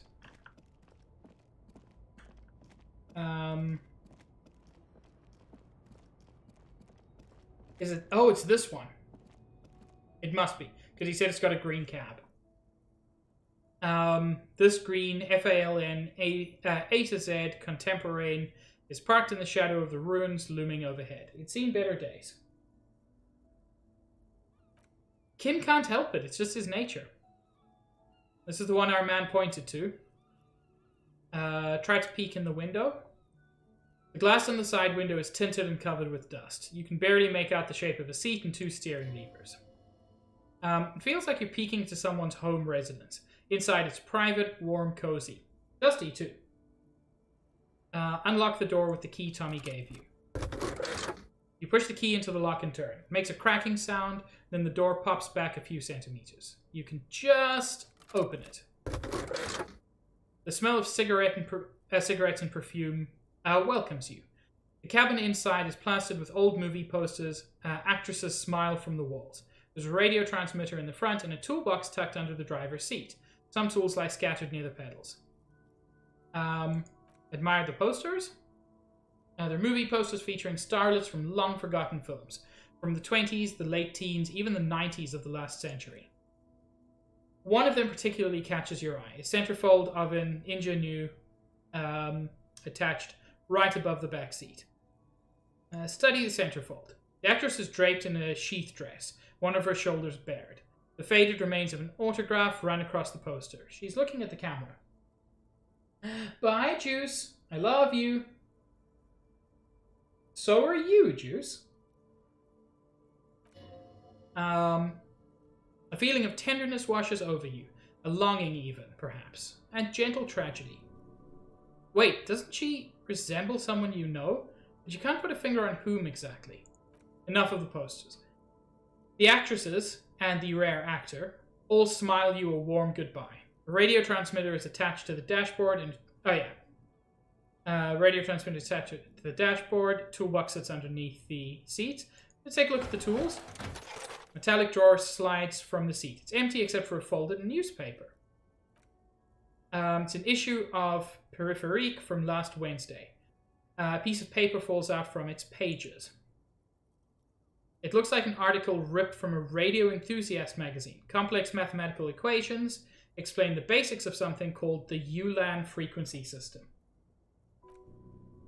These formulas look oddly painful. Maybe it's the hangover, but they give you a headache. The lieutenant leans over your shoulder to examine the note. The Ulan frequency system? I've never heard of that before. I know of FM, AM, UKV, but his thoughts trail off. Examine the radio. Looks like the frequency dial is absent. It requires a key to work, but the key has been removed, likely by the missing lady driver. God, Paula, I wish that were an option. We need some levity in this game. The lieutenant leans closer to the radio and hums. Strange, there's so many radio stations saved here. There must be over 100 at least. Why would anyone need so many radio stations? We're contacting an entire fleet of lorrymen, for example. He flicks a switch on the radio. This is all shortwave, UW and UKV. Looks like we're dealing with an impressive organizational tool, the nerve center of a huge operation, with quite the range too. Is there anything we can do with the radio? Doesn't look like it. It's completely inoperable without the dial key. Check the pedals. You wedge yourself under the steering wheel to get a better look. Seems like the few tools lying around here, a hammer, a pair of pliers, a rusty wrench, have been casually thrown there by the disorganized driver. But one odd detail does catch your eye. A piece of sandpaper has been glued to the throttle, which would improve grip. That's an interesting one. Yeah, sandpaper adds extra grip. What was the requirement on that? 8. Looks like the driver has glued a piece of sandpaper to the throttle to offer some extra grip. Sandpaper? The lieutenant repeats. A novel technique.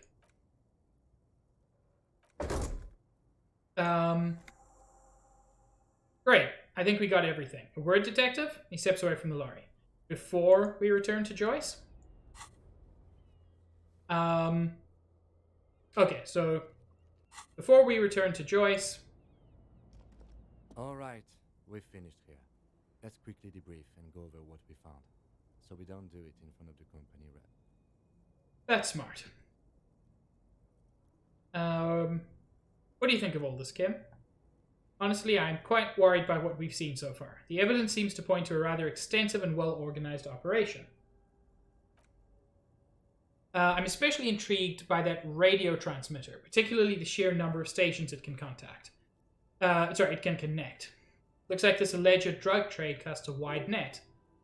That means it's well-funded. Technology like that, a major player must be financing it. I'm not sure what the ULAN frequencies are all about, but they may hold some significance. Perhaps it's a better way to contact the fleet while avoiding frequency bleed, or maybe it's used to tap into RCM networks. Listening in on your calls between you and your station, a worrying prospect. What about the movie posters? How do they factor into all this? As elegant as they are, I don't think they're relevant to the drug trade. Don't be fooled. Desire always plays a role. A lot of women there, especially for a lady driver's cabin. That is an unfair assumption, but whatever. Yes, well, he doesn't say more. Unimportant? How do you think this is connected to the Union? We didn't find anything conclusive linking them to the smuggling operation, but somehow I doubt that Everard Clare would be oblivious to something like this happening right under his nose. Will the RCM open an investigation into this? We should return to the murder case, see what Joyce tells us about the lynching. When we're done for the day, I'll call my station and suggest our narcotics department look into it. That is a smart way to go about this.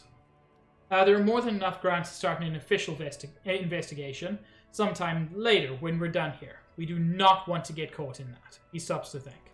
What are you thinking? The fact that one hasn't started already gives me pause. An investigation, I mean.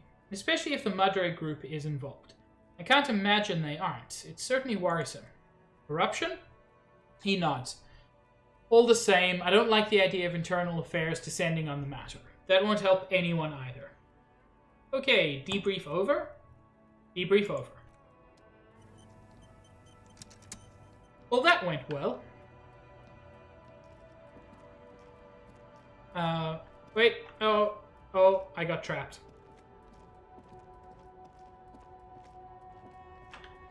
Wait. Are these? No. I was hoping those were bottles I could pick up. Because I'm good. Okay, fine. I'll click. Keyboard controls were not being helpful to me there. Okay, Joyce. I will tell you the minimum I can. Look, I'm gonna Hobocop this shit up. And I'm not gonna pretend that I won't. I wasn't initially, but it's easier to consistently run with keyboard controls.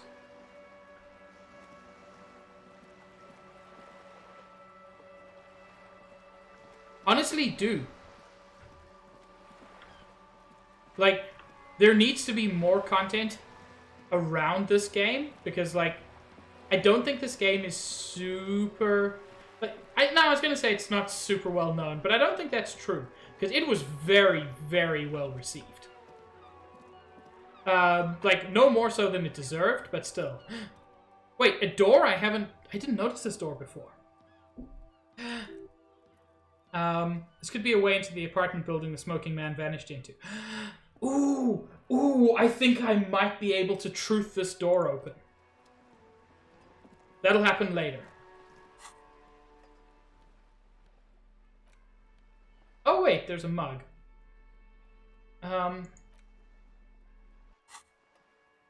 It's just a racist mug. What's there to read here? Not much. There's quite a lot to read into here, actually. Look at all that content. Oh boy, here we go. What are you going to say about a broken, tossed-away mug that you dug out of the garbage?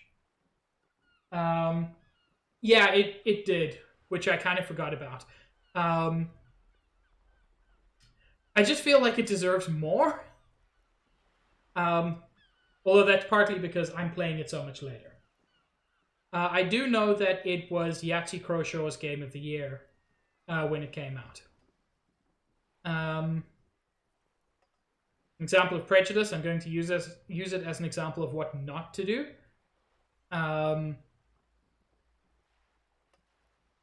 By denouncing it, I can earn political capital to mask my badass hustling, i.e. fraud and embezzlement. Yeah. But it was in the trash. Why not just call it out when you see it, or do some volunteering work? Just finish your case, detective. Look, I just want to look at the funny mug. It's not even funny.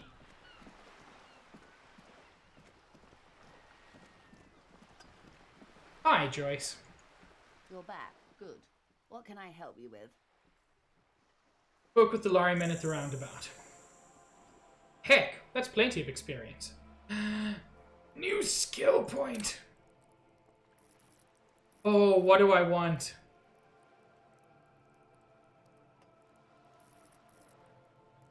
Wait a second. Is my intellect permanently improved? Because when it said +1 intellect...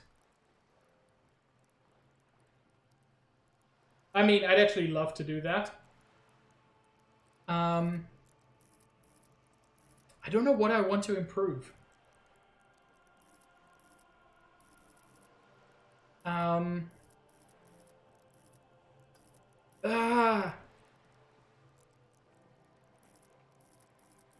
I feel like this must be temporary.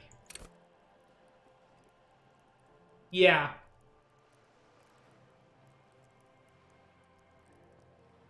Although it doesn't give, like, any time limit.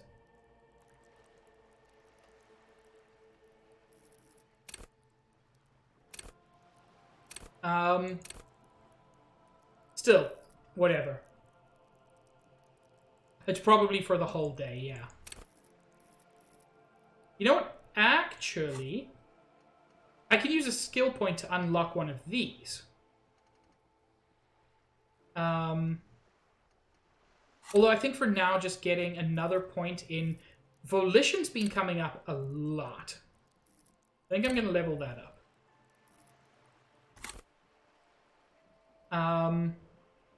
Yes, my eyes on the harbor have sent word to that effect. What have you discovered? You've discovered enough to conclude, for now. Yes, and? Will you start an official investigation? If there isn't an investigation, it will be part of an ongoing operation, subject to confidentiality. I'm sure you understand. Of course, detectives, she says, her tone more cautious suddenly. In any case, you've held up your end of the arrangement. I trust you with the rest. Now it's my turn. I wouldn't normally break protocol like this, but the situation demands it. If you don't solve this murder, I'm afraid we may have a bloodbath on our hands. The words bloodbath sound cold in our mouth. The taste of iron and strawberries. What was that about a bloodbath? Yes, I'm afraid this strike may descend into a small-scale civil war, with possible consequences for all of Revachol West. Since you're sharing, ma'am, this is also the RCM's worst-case scenario. Then we're on the same page, grim as it may be. How are the lynching and the strike connected? I have an indirect role to play, I'm sad to say. My employer experienced a momentary lapse of faith in me. In that moment, they elected to deploy a private military contractor. As an insurance measure, they called it my security detail. Momentary lapse of faith? They were dispatched after I relayed the union's initial offer. Every worker, a member of the board. She nods. I tried to convince my employer it was simply a piece of rhetoric or a joke. They did not appreciate the humor. Do you need a security detail? Thank you, Nikki. I actually needed that. Thank you.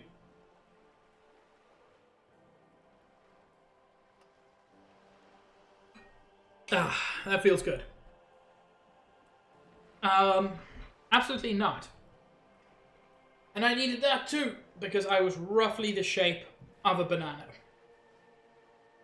These mercenaries are muscle, pure and simple. They're meant to intimidate the Union into surrendering.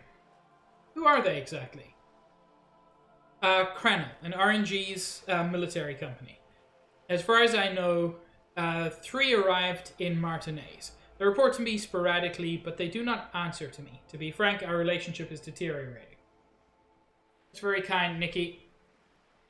I appreciate it, and I do my best. They wear ceramic armor, have semi-automatic weapons, and years of combat experience. They also have trauma and stressor disorder, and no idea how to conduct themselves in an urban civilian environment. I'm guessing that is, in this world, PTSD, which is fun. So what happened? The story is, one of them, the colonel, I don't know his name, sexually assaulted a local woman, while he was drunk and separated from his unit. This allowed some of the more militant Union members to subdue him. He was taken out behind the whirling in rags and lynched last Sunday night. What then? Nothing. Mr. Clare refuses to let me into the harbour. I have not been able to discuss this matter with anyone there. The remaining 2 Krenel contractors carry out their orders. For now. For now? It's a smokescreen. In secret, they are conducting an independent military tribunal into the lynching. Once this investigation is concluded, executions will follow. And what is the nature of the so-called investigation? Whether to execute one, some, or all of the Union militants. Oh! Good. It'll be all of them. The decision is already made. Yeah, that's almost certainly true. I have to say, this is not disco. What the fuck kind of response is that? But yeah, frankly, you've made a mess here. It was the Union who strung him from that tree. A wave crashes against the side of her boat. My hope is that you provide a single concrete suspect before Krenel indiscriminately pick theirs. Simply put, she grabs hold of the mainsail. If you don't pin this on someone good and do it fast, they will identify and execute everyone present at the lynching. This, in turn, will force the Union to respond. Oh, she can't hear me because she's listening to Pig's Bop. The Debardiers have over 2,000 men. It will be 1,000 to 1,000. Have you ever seen a hornet invade a beehive, Lieutenant? She leans back. It's not pretty. These men work in tandem using semi and fully automatic firearms. Their armor is virtually impenetrable to muzzle-loaded weapons. Even yours. Most Union workers don't have guns at all. She's silent for a moment, then concludes. As I said, a bloodbath. Isn't this a pretty bleak scenario you're describing? Many bleak scenarios have already come true. She looks at you, eyes damp from the wind. Nameless, badgeless detective from the Citizens Militia. She's not wrong.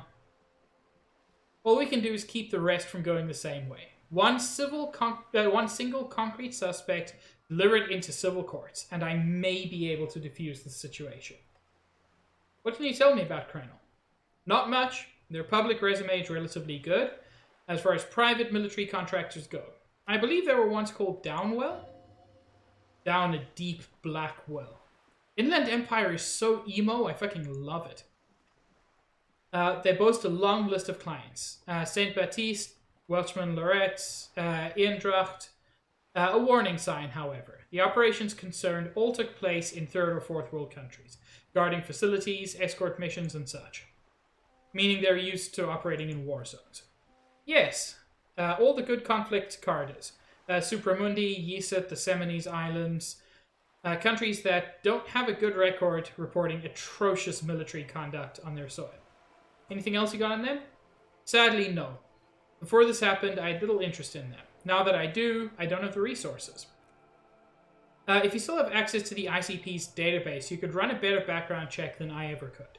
It may take some time, though, she thinks.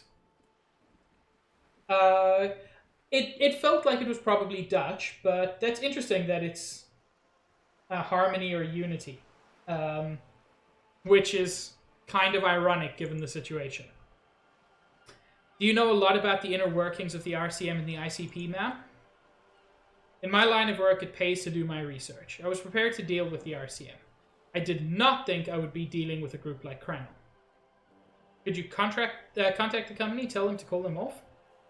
I have, and they will. However, these orders take time to reach what is basically a rogue unit out in the field here. Until they do, it's all on us. He said the deceased assaulted a woman. Or he didn't. She tilts her head. This is information passed on to me from some teenagers loitering around the canal. I cannot testify by it. Who did the passing on then? The remaining contractors. Their tribunal. It's what they believe. What did these teenagers by the canal say? That the man was killed because he assaulted a local woman. I've asked around a bit. This seems to be the accepted story around Martinez. I wish anybody else had told me this. This is super useful. The lieutenant consults his notebook, his eyebrows knitted in concentration. Odd, we haven't heard any reports about an assault in connection with the lynching. Where did it take place and when? Last Sunday night at the Whirling in Rags. Huh. It's interesting that everything seems to happen there. The hostel by the gates. Supposedly the colonel was drunk, maybe on narcotics too. Either way, he's alleged to have sexually assaulted a woman. Sometime later, a group of dock workers got their hands on him. Who was this woman? That's a good question, officer. I don't have the slightest idea. As I said, it's a rumor about a rumor. In any case, it's what the colonel's remaining colleagues believe.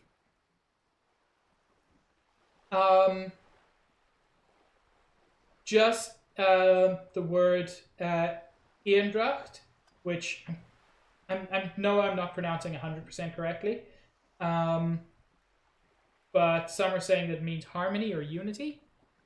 That is the only Dutch we've seen so far. It's Colonel, the one who was hanged. Did you know him? If you mean did I see him alive? Yes, but I did not know him. His name was Lely, his service name. Nom de guerre, most likely. He wouldn't divulge his full name. Only one of them did. A bad sign if there ever was one.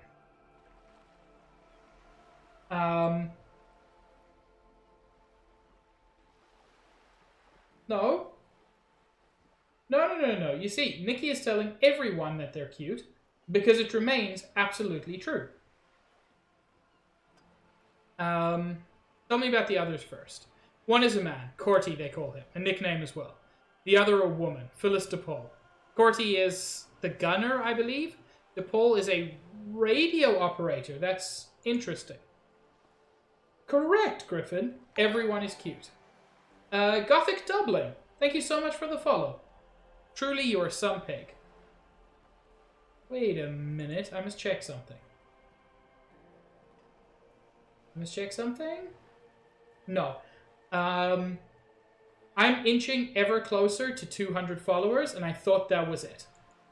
It is not yet, but thank you so much for the follow. Thoroughly appreciate it. The lieutenant cuts in. What would you say was his eye color, the deceased's? She closes her eyes, trying to picture the man's face, then shakes her head.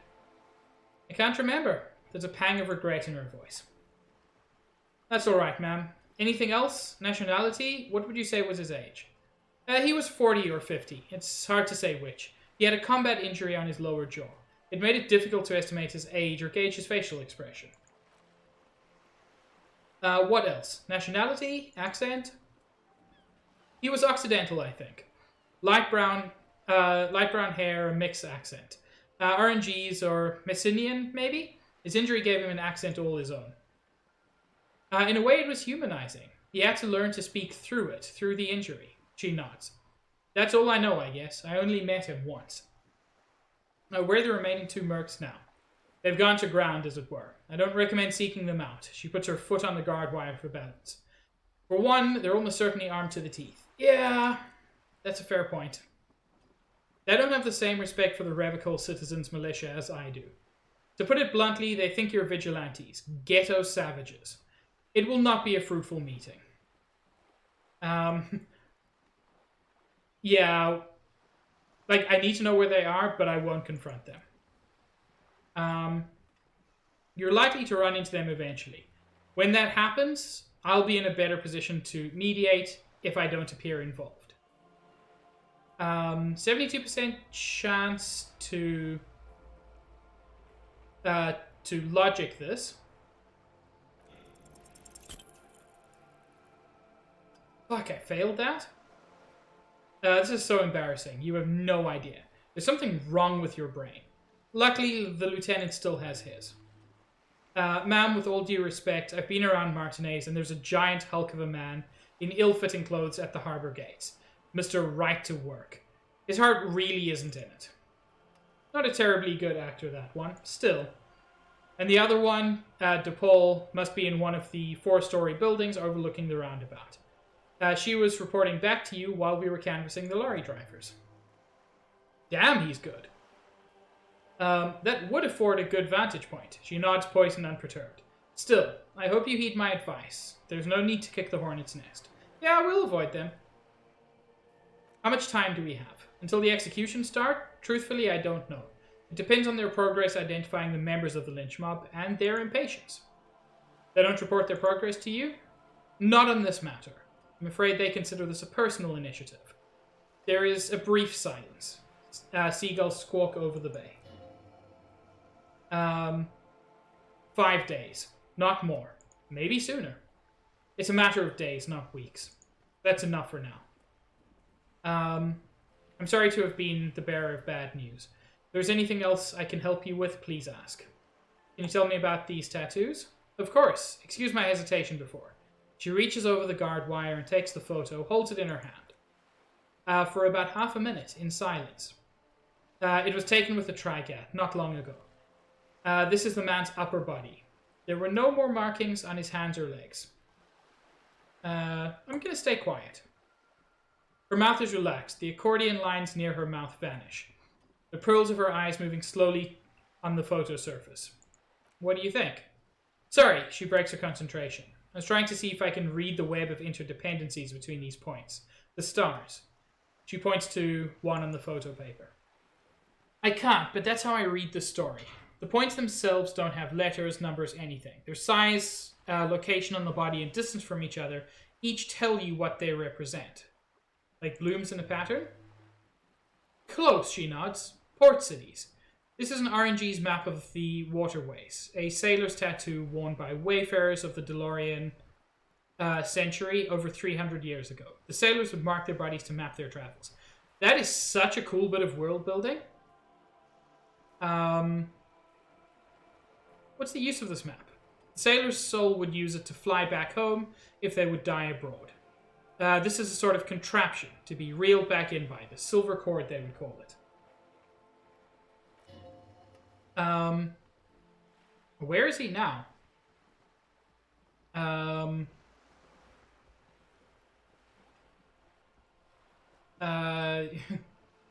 This one has flown quite far by now. I would say he's near the Arcade Islands by now, ready to exit the Insulindian and enter the Pale, if I've read his home address correctly. What travels did the dead man make? Quite a few. Fort, the RNG's capital, traditionally stands on the right shoulder. She points to it on the photo. He started somewhere near here, I think. What next? Then he made his way to Preto Grande, through what I think must be Stadskanal, an artificial channel through the Occident. From the Preto, he sailed to the Insulindic Oceans, first the Seminoese Islands, then this. She points to his heart. Revicol, she says. These are the two constants, Fort on the shoulder and Revicol on the heart. They started the tradition of these maps right after the discovery of Insuland at the dawn of the Inter-Isolary Age. God, that's a weird word. You said you can't read it. I can't. This man was no sailor. And these are no ports. I can understand geographic fragmentation, but not their meaning. Who could tell me more? His platoon members? The other contractors? Though I do not suggest you go and show them that picture. This man was their friend and comrade. Yeah, you're right. Not a good idea. I'm relieved you think so. I don't think deciphering that tattoo should come before public security. No, that's fair. That's all for the tattoos. Thank you for your help. Okay. I think it's about time. I think it's about time to truth a door open. But first, I just want to check this.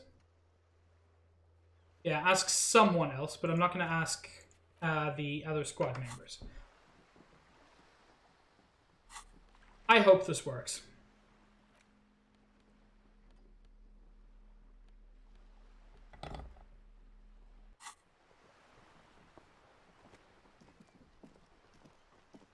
Wait, a person? A person.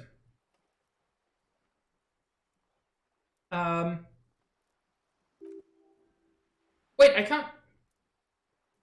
What the heck? I can't truth it? But first I want to speak to the person. Is this a person I've spoken to before? Hello again, officers. Oh, it's Cindy the Skull, yeah. To admire my mural. Okay. No, I'm gonna leave her. Why can I not truth this door open? I'm so disappointed. Fine, I'll knock. Knock again? This time you hear an elderly woman's voice calling out from inside. Stop banging on the door. I'm not letting any more strangers inside. This is the police. Open the door. Everyone knows the police don't come round here. I need to talk to a young man in this building. I already told you. I won't be responsible for any more strangers getting into the building. That's a really interesting thing to say. Go check the backyard door. Maybe someone there will. Backyard door with a smoker? You already were there. Didn't work.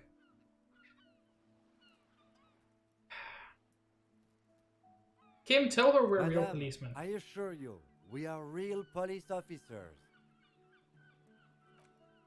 There is no reply, just the faint sweeping sounds inside.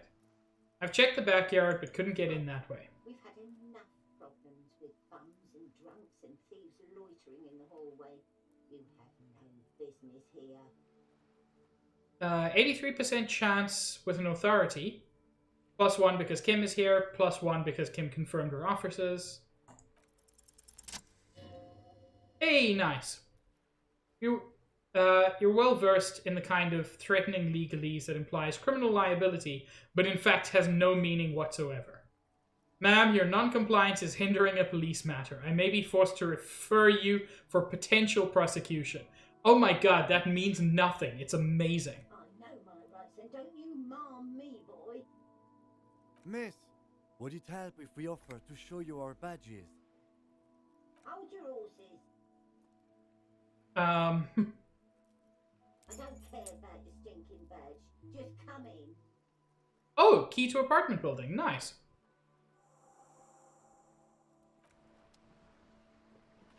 Cool. I also got another point. This is going rather well. Okay. I don't know how, but I have a point. I truthed my way in after all. Just this time it involved the actual truth. Yeah. Okay, intellect's back down. That's fine. That's what I expected. I was really shocked to see that it was... So it lasts for like a couple of hours in-game. I don't know which one of these is good.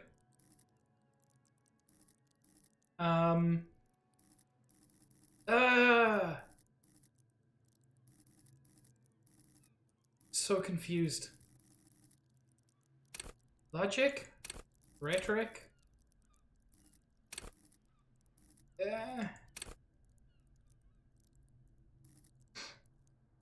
I legit don't know what to choose. Physical instruments been coming up quite a lot, and I'm reasonably buff.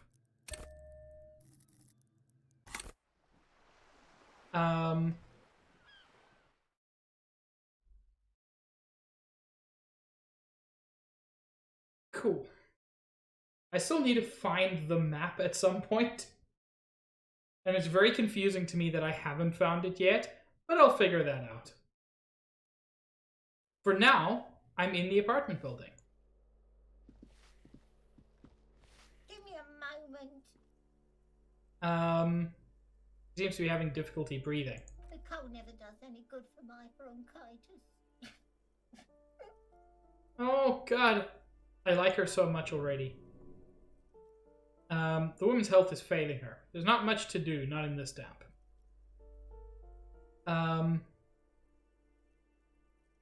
Are you alright? Should we call a doctor? Fine, don't you worry about me.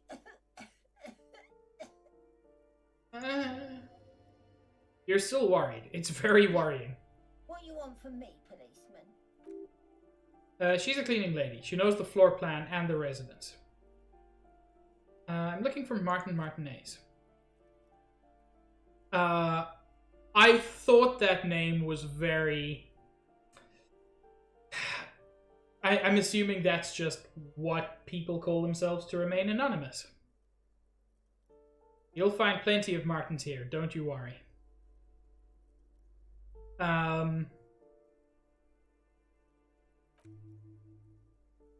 E-Brain, someone played a trick on you. Martin Martinez is a name for anyone from Martinez, like Jim Jamrock or Raul Revicol.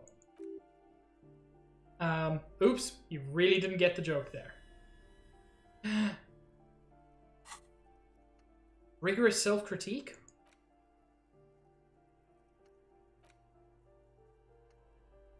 How do I... But I want to do the thing. This one's still on problem. Do I have... breakthrough imminent? Okay, so it'll happen. I thought it was obvious. He stops before he offends you. Anyway, officer, we don't have the witness's name. Young male in his mid-20s, dark hair, skinny build, smoker on the balcony. Yes, I know who you mean. The scrawny boy who's always smoking like the devil, right? She looks at the other end of the hallway. Somewhere in the building, a child starts crying. You hear a radio turn to a talk show and someone taking a shower. What's he in trouble for? No trouble, I just want to talk to him. Talk. The cleaning lady starts laughing, but it turns into a violent coughing spasm. She squeezes her broom, trying to catch her breath. He lives upstairs in room number 28. Go to the balcony. It's one of those doors there. He's usually home in the evening. Thank you. He turns to you. We should get back to his apartment on the balcony. See if he's home. She'll still be here if I want to ask questions later. There we go. Rigorous self-critique. Here it is. Hard facts from the man you are. You once jerked off in the locker room and were caught. You held a young woman by the arm and kept her in your apartment for 20 minutes against her will. Oh no. That's right, these are not flights of fancy. These are real deeds, Harry, emerging from the darkness of your past. You tried shooting a fleeing suspect in the foot, but hit him in the pelvis, crippling him for life. And above all, you let life defeat you. All the gifts your parents gave you, all the love and patience of your friends, you drowned in a neurotoxin. You let misery win, and it will keep on winning till you die or overcome it. Intelligence and psyche red check failures. Heal 1 morale. Physical and motor red check failures. Heal +1 health. That's rad. And increase the learning cap for pain threshold. I mean, it is rigorous self-critique. It's literally about just identifying the extent to which you're a shitty person.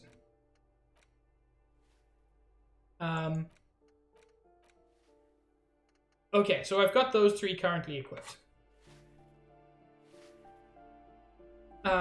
Let's... Shit, I've still got my crowbar equipped. Wait, that's the wrong one.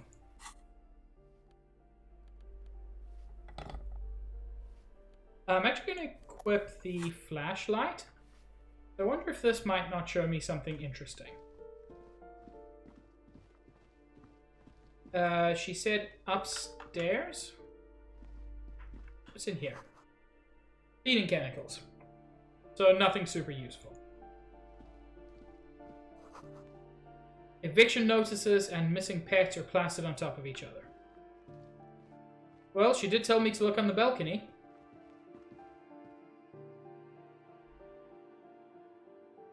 This is going reasonably well.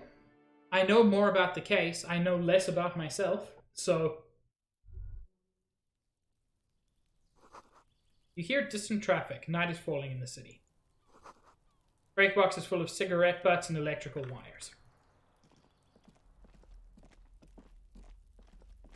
She said room 28.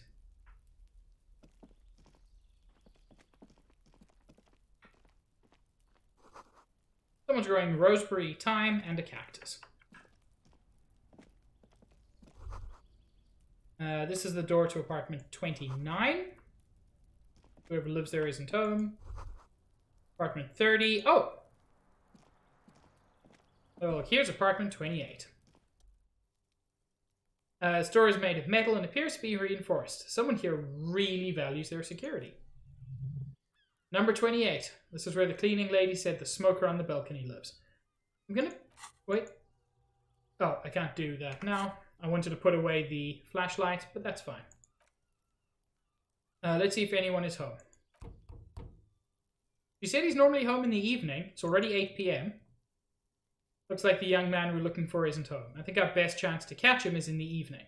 He looks around taking in the cold spring air. Okay, so they mean after 9. We should return tomorrow after we have finished our day's work. How about 9 p.m.? What do you mean? Smoker on the balcony. This is why we're here, right? He might know something about the murder. So tomorrow 9 p.m.? Suddenly he's a little worried about your memory. Sounds good. Tomorrow 9.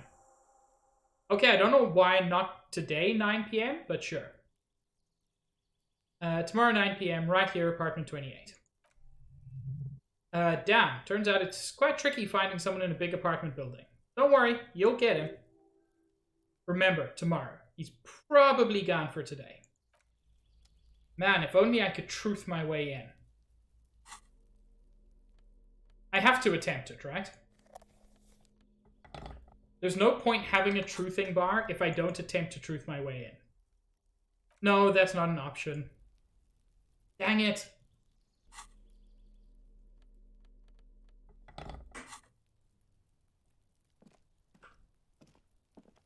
Look! Don't give me a truthing bar and then tell me I'm not allowed to truth. I was curious about this. If it's anything. Well, that made a sound. But nothing happened.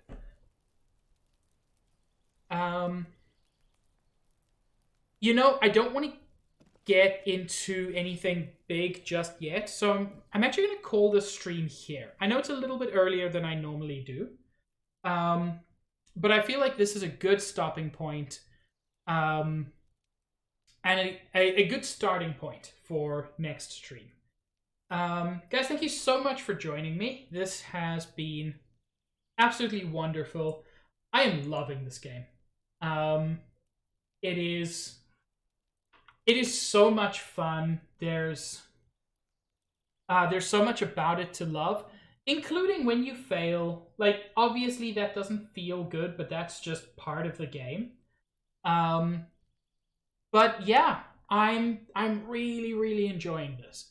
I will be streaming again tomorrow. So tomorrow about 6 p.m. Eastern time, I'll be streaming some Monster Hunter. Probably Monster Hunter World, because there's not that much more in the Rise demo that I want to do. Although I might change that. Wednesday 5:30 Eastern time, I'm doing Shining Force. Saturday 5:30 Eastern, I'm going to be doing Stardew Valley, as I always do. And for more Disco Elysium, it will be next week Sunday at 2:30 Eastern. Yeah, failing still gives info and stuff. Yeah, that's a good point, Nikki. It maintains the situation where even your failed rolls give you something. It's really great in that sense. We're going to raid someone who I've never raided before. Playing Final Fantasy IV. Yeah. Something different. Let's hope I get the spelling right.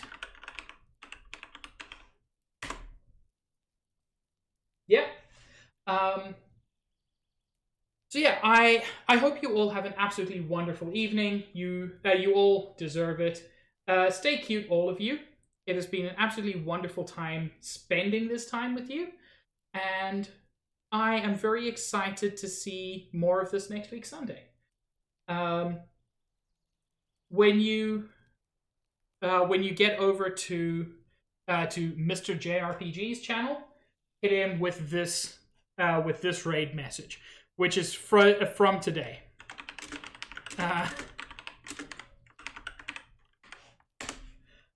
Just hit him with, now this is not disco. Hopefully it's silly enough that it will be appreciated. So yeah, I'm going to send you over to Mr. JRPG's channel. He seems to be a reasonably good guy from what I've seen, and I hope to see you around next time. Cheers.